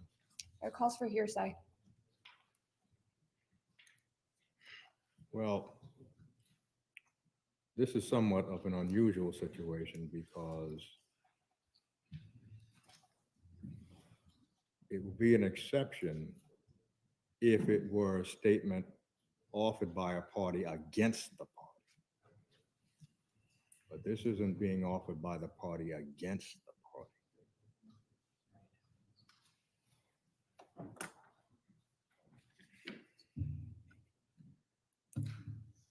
So it could fall under statement by a party in the course of an furtherance of the conspiracy. Court's going to overrule the objection. You can answer that. Can you repeat the question, please? Did Michelle ever say she was on Albany Avenue with No. Fotis or cleaning Edie Mountain? No, While you were talking to her and texting with her, did she seem upset no, or nervous or in distress no, or anxious? nothing. And you had talked to her many times before in the preceding months Yes. and years.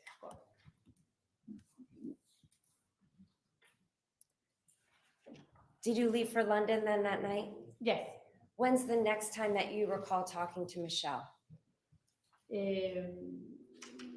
Monday. It was, yes, on Monday. And did Michelle seem upset on the phone when she called you on Monday? Object, Your Honor. Did Michelle seem upset when she called you that day? Ground. It calls for hearsay and relevance at this point as to the Monday after. Well, the question is, did she seem upset on the 28th, correct? Is Yes, that the Your Honor. question? May Yes, Your Honor. 28th? Overruled. of 27. She was worried. Do you know what she was worried about? Yes, because she told me that Jennifer I would disappeared. object, Your Honor. Overruled. Yes, that, okay, I will answer again. Yes, she was worried because Jennifer disappeared. At some point, did you come back from London? Yes. Obviously you did. When did you come back? I came back the same week on Thursday night, late in the night, When did you next see Michelle? on Saturday, Was that June 1st? June 1st. Okay. Yes. Can you tell the jury when you saw Michelle and the circumstances surrounding that? Yes, that day I was working in my store, and during the day we had a couple of conversations, and she said, we are gonna go to, Object again, Your Honor. Well, the court does not know what this testimony will be. Court is not certain it will be relevant, because every conversation is not going to be relevant. So, counsel, can you sharpen your question? I can. Sustained.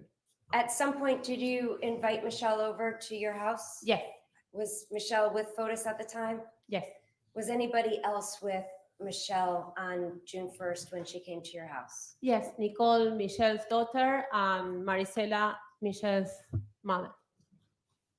And you had learned that Jennifer was missing several days before? Yes, When they got to your house, how did Fotis seem? worried, he was worried.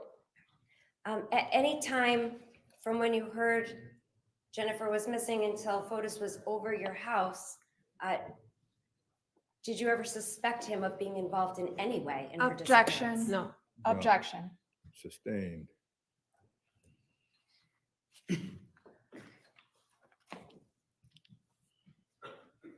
How did Michelle seem to you when she was at your house? she was tired that day. And was your daughter home Yes, and Nicole was over? yes, they were playing together. Um, Do you know what Fotis was worried about? Objection. Sustained. At some point, did they leave your house? Yes, And do you know where they went? Objection. Grounds. Cause for speculation. Well, the court hears it as a relevance objection. Do you know where they went after they left your house? Relevance. to the hotel. Well, You can't answer. strike that. It's sustained. Did Michelle indicate where she planned to go? Objection. Well, relevance, counsel. I can ask a few foundational questions beforehand.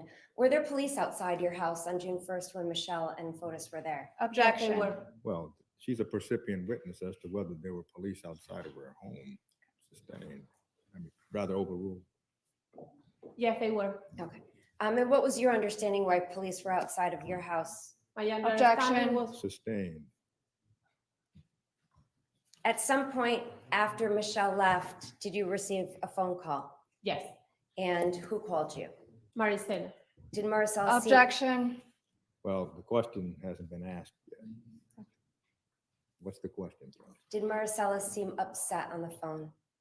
Objection. Relevance. Sustained. What happened after you received that phone call? I went to the Objection. hotel. Well, the question is really, what did you do after you received the phone call? And the objection is Relevance. relevance, counsel. Your Honor, she had just learned that Michelle had been taken into custody, and it's relevant what she did next. Well, first the question, what did you do? And the court does not know what the answer is, but the fact that Michelle Troconis was arrested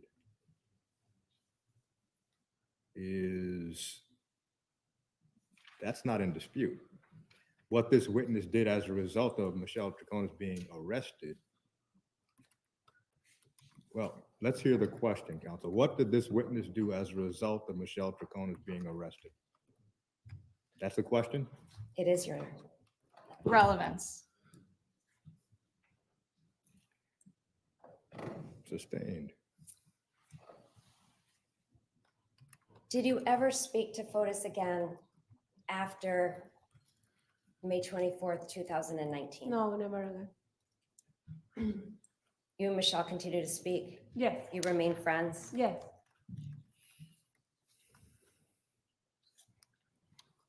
Was that May 24th, 2019, yes. that day?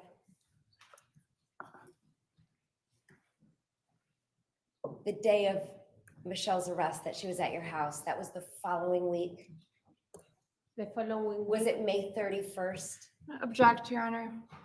Well, the fact that Michelle Troconis was at the witness's home, it's already been established. So, sustained. Your Honor, I just need to clarify the date, may I ask? Well, you can clarify the date, counsel, on what date was Michelle Troconis at your home? What day was Michelle Troconis at your home that night? June 1st. Okay, June 1st, thank you. Is English your primary language? No, What is your primary language? Spanish. Do you and Michelle speak in English or Spanish when you talk? In Spanish always. Do you never talk in English to Michelle? Unless there is a third person, that third person is an English speaking language, because of manners or respect, we speak in English between us. It's kind of weird, but yes, we do that. And certain times, though there is a third person and it's night and we are tired, we say like, excuse me for a minute, we are gonna talk something short between us, because it is easier to certain words, and we exchange like in Spanish. But yes, between us is always Spanish. No way. In April and early May of 2019, was Michelle expressing a present intention to move? Objection. Well, that Present court does not intention. recall whether that evidence the court believes had come in already. So that's overruled. You can answer. Yes. Okay. And do you know where she was planning to move? She had an apartment in Vail, Colorado. And was she planning to move with her daughter? Yes, Do you know whether her daughter is a competitive skier? yes. And she was pursuing her career, so she was going to move to their apartment in Vail. Okay, thank you. One moment, please.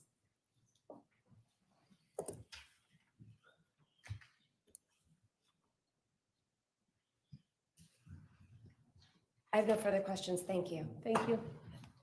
Just a couple questions. Hi, ma'am. How are you? Good. Just a couple questions. You've known Michelle Troconis a couple of years now? Can you Since- speak a little louder? Sure, and please let me know if you can't Yes. understand me, okay? I am soft-spoken, just let me Yes, know, okay? I understand. Okay, how long have you been friends with Michelle Troconis?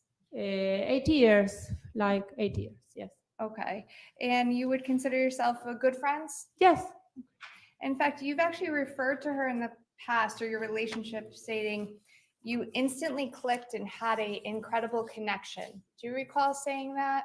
yes, we have since the beginning a very good relationship, because we share similar backgrounds, not only morals and principles, also because our careers. I worked as a TV producer with ESPN International and in Argentina doing some work, and she worked in ESPN in Argentina. So we have a lot of people in common. It was very easy to get along with her and the And daughters. I just want to make sure I understand. ESPN is the sports network? Yes, Okay, and did you work in the United States or in South America? I worked here in the United States, but also was doing some freelance work in ESPN in Argentina. Okay, and you had that in common with Michelle Troconis? Yes, Because she we will- knew a lot of people that we talked. Do you know this? Yes. Oh, yes. I'm friend with this. I knew this, so it was very easy. because she used to work at ESPN in Argentina, is that right? Yes. Okay. All right. And you've described your friendship as, well, the two of you being inseparable. Do you recall writing that? No, inseparable. No, we are close friends. I don't remember from where. Okay. Where did you find that? Well, would it refresh your recollection to take a look at a letter you wrote back in March of 2023? Well, it could be like inseparable. Yeah, very close. Okay, would you like to see the letter or would? No, it's you're okay. good? I Okay. trust you. Okay. And you also described it as a beautiful friendship. Yes. Recall saying that? Yes, healthy and beautiful. Okay. And I think you testified on direct as well that you did lots of stuff together. Yes. You talked about barbecues. Yes. And I think in the letter you referred to hiking and coffee. Okay, you spent a lot of time with her. Yes. Okay, and you care about her a lot. Of course. And you both have your own business, correct? Yes. In 2019, what's the name of your store?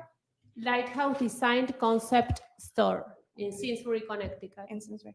And Michelle Troconis was a supplier for your business? Yes. Okay, she had her own business selling rugs? Yes. And she sold rugs at your store? So again, Did she sell rugs at your store? I sell rugs in my store. She was my provider. Oh, okay, okay. Now, you've spoken to her about the fact that you're testifying today. Yes. Okay, and you've spoken to Attorney Schohorn about your testimony or Attorney Felsen? Felsen. Attorney Felsen, okay. Now, back in 2019, you were aware of Jennifer Dulos' disappearance, correct? Yes, of course. Okay. And you're also aware that the police were investigating? Yes. Okay. And actually, in May of 2021, the state police actually reached out to you. Yes. And you, Detective John Kimball called you. Do you recall that? I remember that I received a text from nowhere and I said, okay, this is a scam. I couldn't believe that the police was going to contact me by text. So I said, okay, I will not answer. And then I went to work and I saw an email and I said, okay, it seemed like it was real. And like I found out like it was, I don't know if they were professional because I saw the shield of the police and something else. And yes, it was in 700 days after the disappearance. It was 700 days after the disappearance? Yes. And that you Was were surprised. contacted? For me, was very surprised. Okay, that you were contacted by the police? By Detective Kimball by email. Okay. And they asked to speak with you and you refused to speak with them, is that I correct? didn't refuse to speak with them. I said that if they want, they can subpoena me. So I could go and talk with an interpreter because I knew I didn't trust them. So I said, okay, I will go subpoena me and I go with the interpreter. Actually, is it true you indicated you would be happy to truthfully Yes, answer any because- questions? Please let me finish my question, Okay. please. Go ahead. I would be happy to truthfully answer any questions you have for me via email. Yes, because I felt more comfortable also because my language. Okay. So it is easier for me to write than to speak. And you actually, in that email, told them that you had information that would help the defendant. Yes, I have here the email if you want. No, it's okay. I have it. Okay. You said you had information that would hurt the state's case.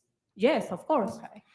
But you would only answer that if they submitted their questions in writing. Is that No, correct? not only in writing, I was clear saying subpoena me and I will be happy to be there and testifying or interviewing. And you also called them incompetent. Yes, I did. And I feel And- like I went a little farther. But yes, I called them incompetent, but then I put in bracket that was not what I said. I said I had two options. One, that you are incompetent, that I don't think so. That was in parentheses. And the second option was that, or you don't want to hear the other side of a story because how you are not gonna interview a person that was sitting in front of you, looking at your eyes, the same of supposedly at the exactly time that a woman disappeared. And Well, I was Let me ask you- suspicious. Yeah, let me ask you this, Yes. ma'am, if you can. So you have, at that time, you felt you had information that could help your friend. You're correct? Yes, Okay, and I that can your tell you. inseparable, beautiful friendship, you yes, had information. And since the 5 years since 2019 and 3 years since you've been contacting by the police, you kept that to yourself. yes, because I didn't trust the police. Okay, and you didn't contact anybody else? You didn't contact the news media? No, I would never talk in the media. Okay, or anybody else, just say you kept that information that you claim helps your friend for 5 years now? I was waiting for this day to talk with everyone about it. Okay, and I just want to make sure I clarify for something you said on direct. In May, June time period of 2019, Michelle Troconis, well, I'm sorry, in May of 2019, Michelle Troconis was planning on moving to Colorado? She was planning in which? In 2019, in May of 2019, you testified on direct that she had an intention to move out of state. Yes, she was. I don't know exactly if it was May. I don't have but she was close to moving to Colorado because I remember that because she was saying, but I want for my daughter to finish school. That it makes a lot of sense. So after that, she was going to move to Colorado. And she was gonna leave Fotis Dulos and move to Colorado. She was going to move to Colorado. I don't know if she was leaving him. She was moving to Colorado. That is what Nothing I know. further. Thank you, ma'am. The state had asked you some questions about being contacted by the police. Do Yes, you remember that in 2021? yes, yes, You were with Michelle on May 24th of 2019, right? yes, Okay. And you had known Michelle all through 2017 and 2019, yes, and you knew Fotis Dulos. yes, You had been around them many times. yes, You'd been there to their house many times. yes. You've spoken to Michelle on A many lot. occasions. You texted with her a lot. I'm gonna object, Your Honor. This is Well, asked and this answered is- and well, outside the scope. This is a running wheel, but where's it going? I'll wrap it up, Your Honor. Did the police contact you in May of 2019? No, Did they contact you in June of 2019 after Michelle was arrested? no,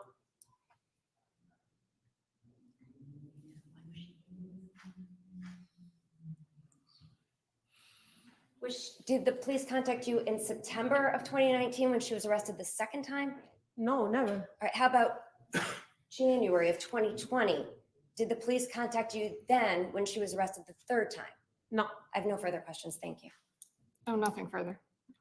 Okay, ma'am, you may step down.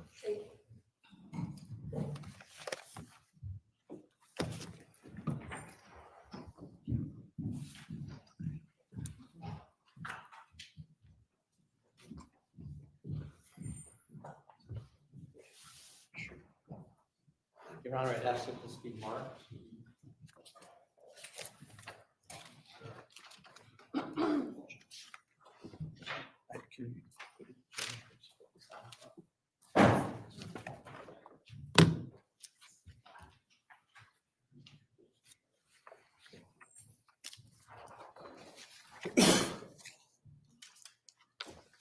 Your Honor, I just want to make sure that the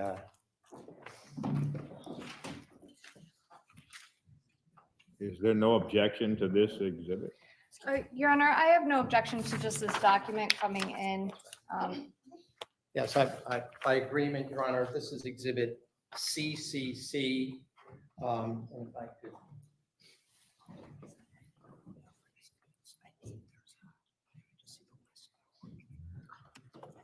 If there is no objection, CCC admitted as full.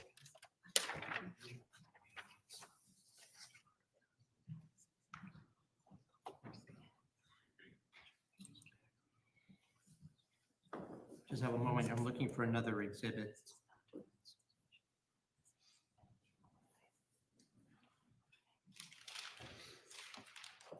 Can I see that?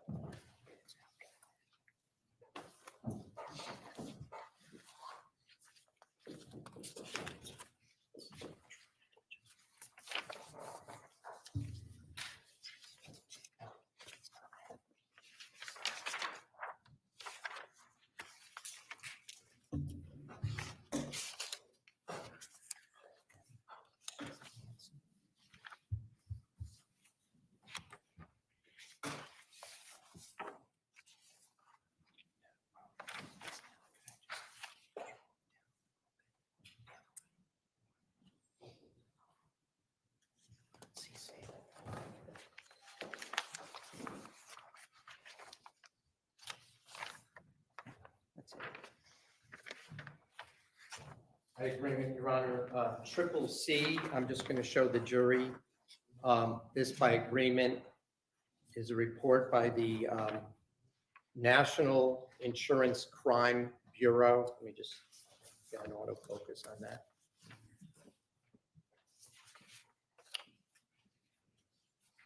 And I'll just note, Your Honor, it's a 3-page document. I would not I'm not going to read the entire document, but if I may read a couple of sentences from this document with the court's permission.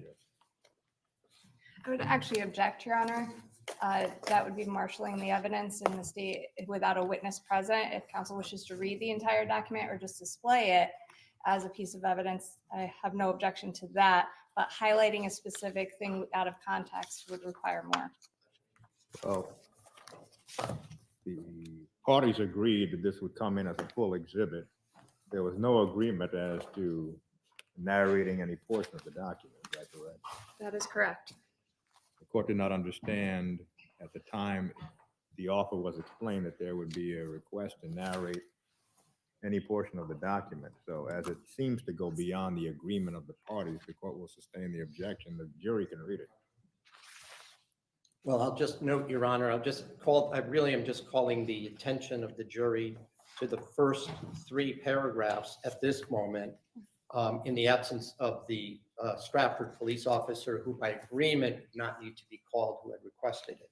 Well, the issue is your narration is going to highlight, if it's 3 pages, probably 12% of what's in the document. And so the court is not going to permit that because the state then may wish to indicate some other portion of the document, and then we have competing narratives. The jury can see the whole document and come to their own conclusion. All right, well then, with the court's permission, I will read the document into evidence. That makes no sense. It's in evidence. And that was not part of the agreement. Well, So, then I'm going to leave it up on the screen so the jury can, at their pace, review. no, you'll take it down because it's in evidence. So you can take it down. Am I permitted to pass it to the jury? No. I would also then call the jury's attention to Exhibit C, which is already in evidence, and just ask that this is the entire Your exhibit. Honor, if I may, There this was is no improper. agreement that there, of course, this can be published, but there's no narrative. So if the jury looks at it, and if the court determines a minute is reasonable to look at it, then the court will allow that. Fair enough, Your Honor. I'm just going to then put the document, this again is C, just leave it up on the screen for 1 minute.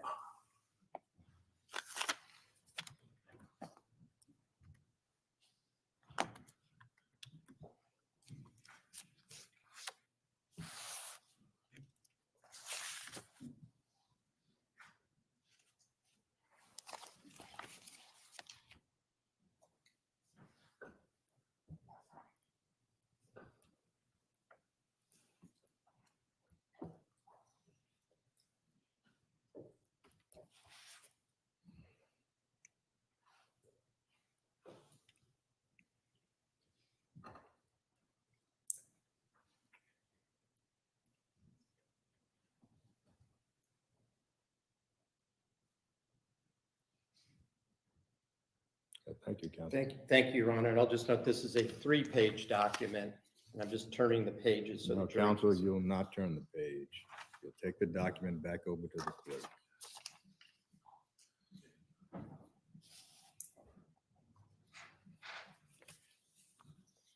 May we go to sidebar for a moment, Your Honor? Yes.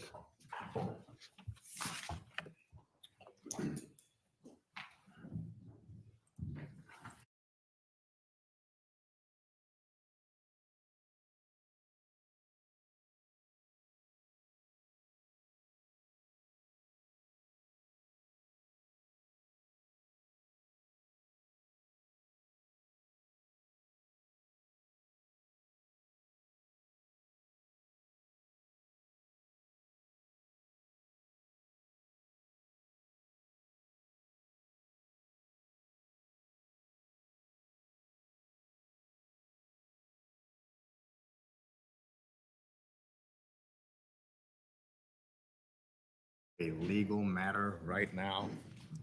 However, it will not take long, so we will bring you back in before 1 o'clock. So please do not discuss the case.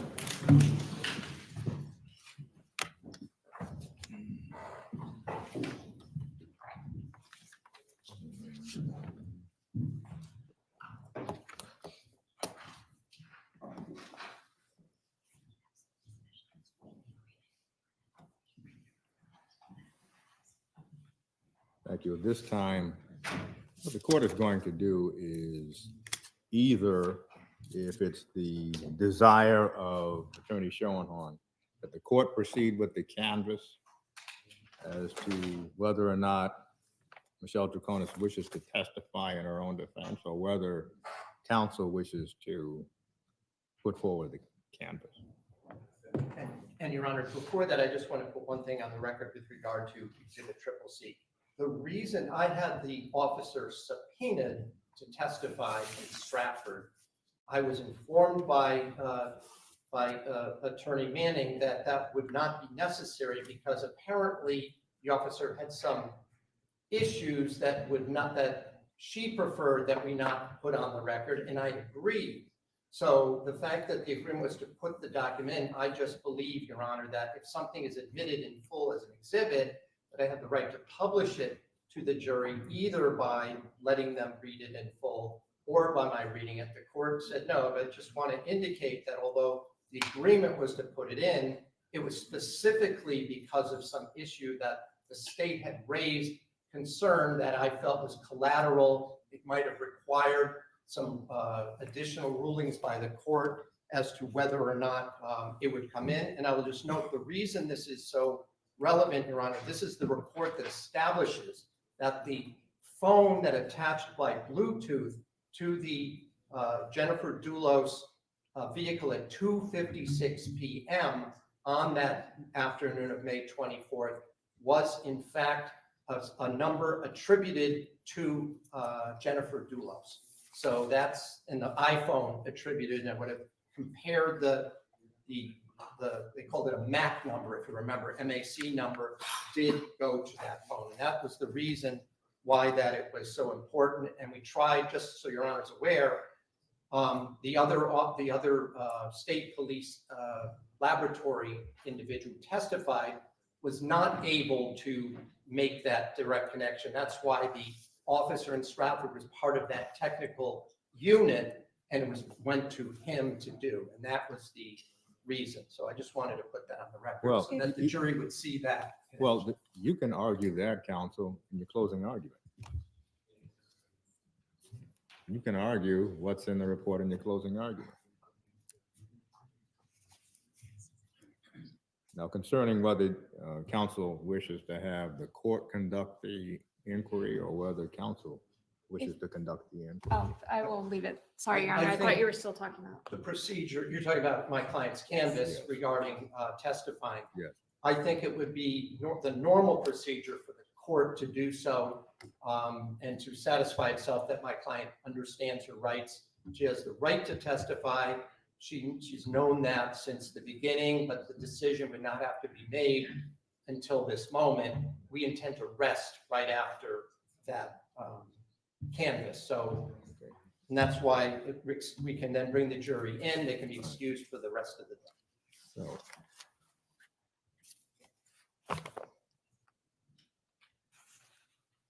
Your Honor, may I interpret for a moment? yes. Thank you.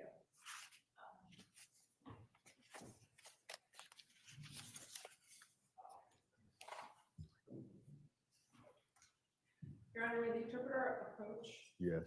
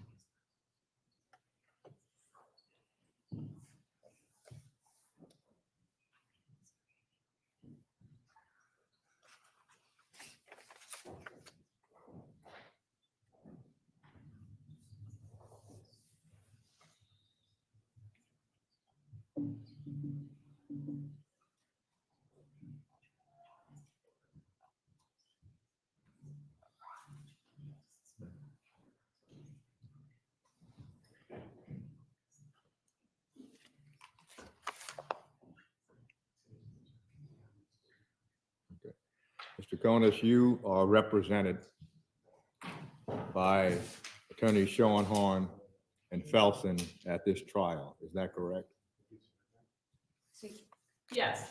And you have had an opportunity to talk to attorneys Schoenhorn and Felsen about your right to testify at this trial, have you not?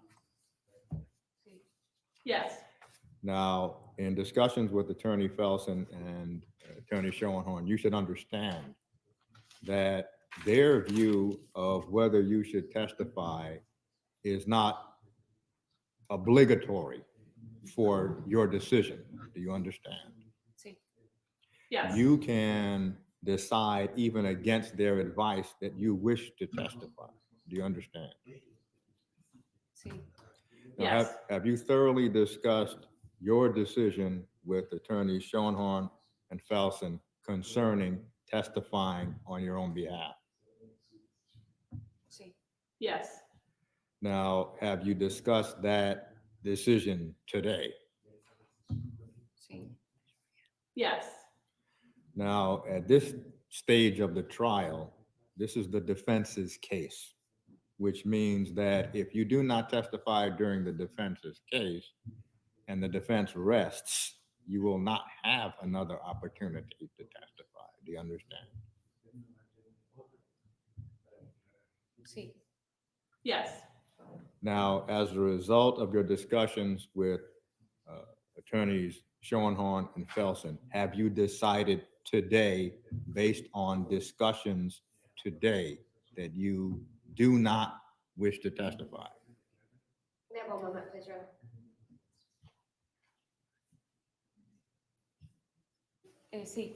Now, has anyone, Yes, correct. so has anyone forced you or threatened you to get you not to testify?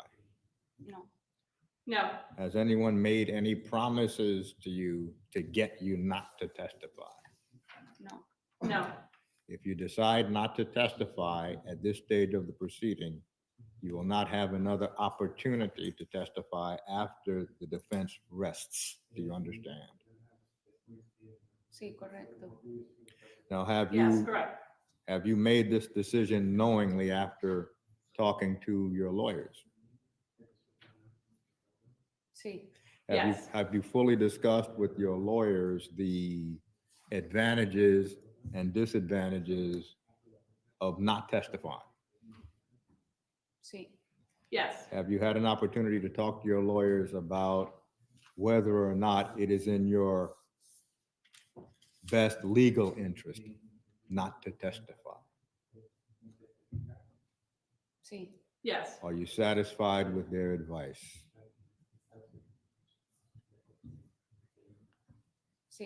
Yes. Have you made your decision independent of the desires of your lawyers?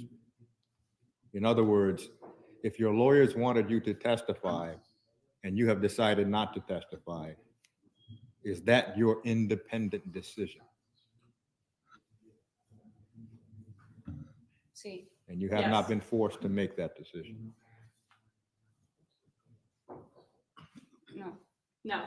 So the court can find at this point that the decision of Michelle Troconis not to testify has been made knowingly, voluntarily, and intelligently after having consulted with counsel on this date, the 23rd of February, 2024. Thank you. You may be seated. We can bring the jury back in.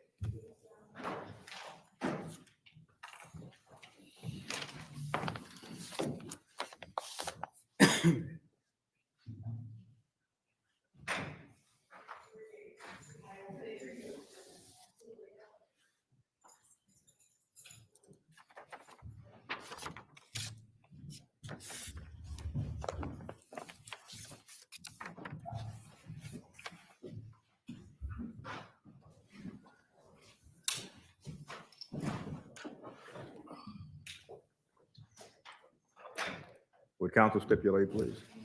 Yes, Your Honor. Yes, Your Honor. Attorney Sean. Thank you. At this time, the defense rests. Your Honor, at this time, the state is not going to be putting on a rebuttal case. Thank you. So what that means, ladies and gentlemen, is that the defense has rested its case, which means the defense intends to call no other witnesses. The state has decided that it will present no rebuttal case. So what you have heard is the entire evidence of the case. How we proceed from here is essentially legal arguments that will not require your appearance. So the lawyers will be prepared to render their closing arguments on Tuesday morning at 10 o'clock. After that, the court will then instruct you on the law.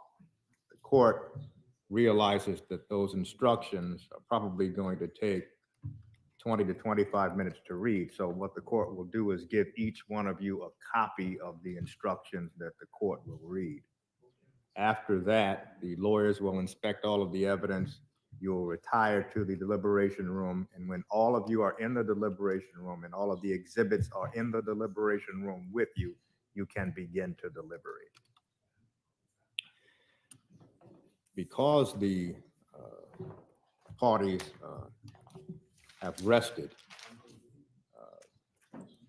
please be aware that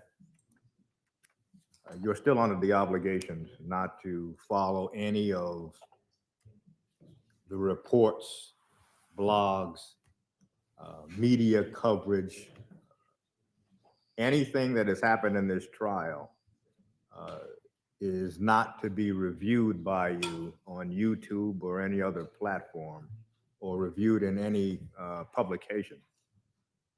In addition, there has been reported to the court that some media members want to talk to you even now. So that's prohibited. Again, you may not even know who those members of the media are. So if anyone approaches you at this point, even though the parties have rested, please just turn that aside. So at this point, we plan to see you Tuesday morning at 10 o'clock for closing arguments.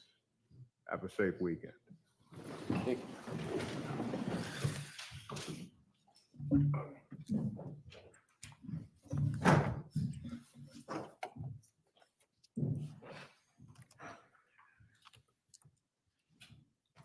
Could Shall we we stay on the take up- record for 1 minute? Yes, we should take up at 2 o'clock the motion for judgment of acquittal. Oh, I was just gonna, I don't need it at 2. I could state, Your Honor, that I'm gonna make the, I'm just gonna order, normally I file it in writing, I just didn't have time. I assert my motion for judgment of acquittal. I make all the same arguments I previously made, plus the evidence that was presented in the defense case, and ask the court to grant it as to each and every one of the charges because the state has failed to prove beyond a reasonable doubt any of the elements. Thank you. Thank you. Well, the court has previously indicated that the state has introduced sufficient evidence to go to the jury, so that motion is denied. Judge, may I be heard on one matter? Yes. Judge, I just wanted to address the non-summary contempt proceeding, which the court has ordered for March 5th. So my understanding of the practice book, and I did have a chance to speak with the state's appellate unit today about this as well, is that the procedure at this point, since it's a non-summary contempt proceeding, would be that the court can issue a summons, I think demanding the defendant's appearance on the contempt charge. I think that's the process, and so we would ask that the court do that, because I think that's actually how the proceeding gets initiated. Thank you. Essentially, this court is not going to hear the contempt matter. However, pursuant to really the practice book, the court has to order, well, essentially an appearance by the defense. So the court will go through the clerk's office to do that. Now, Attorney Frost has entered his appearance. So the court does not know whether other counsel will appear. And that may have to be discussed with counsel. And Your Honor, I agree with the court. The practice book says you may order a summons, so I think what the court just described is consistent with the practice book. Thank you. So is there any other business to take up today? Now, does the court still wish at least our draft jury instructions to be filed by 4 or 5? Yes. And we will email that to counsel in the court, and we will either fax file or deliver it to the clerk's office. And what we would do on Monday morning, 10 o'clock, is have the charge conference. In fact, Your Honor, as long as we email it to the court by the end of the day, would it then at least meet the court's schedule if the physical copy was received Monday morning? That's fine. Okay. Thank you. Anything else? Nothing, Judge. Okay, thank you. We'll stand adjourned until Monday morning, 10 o'clock.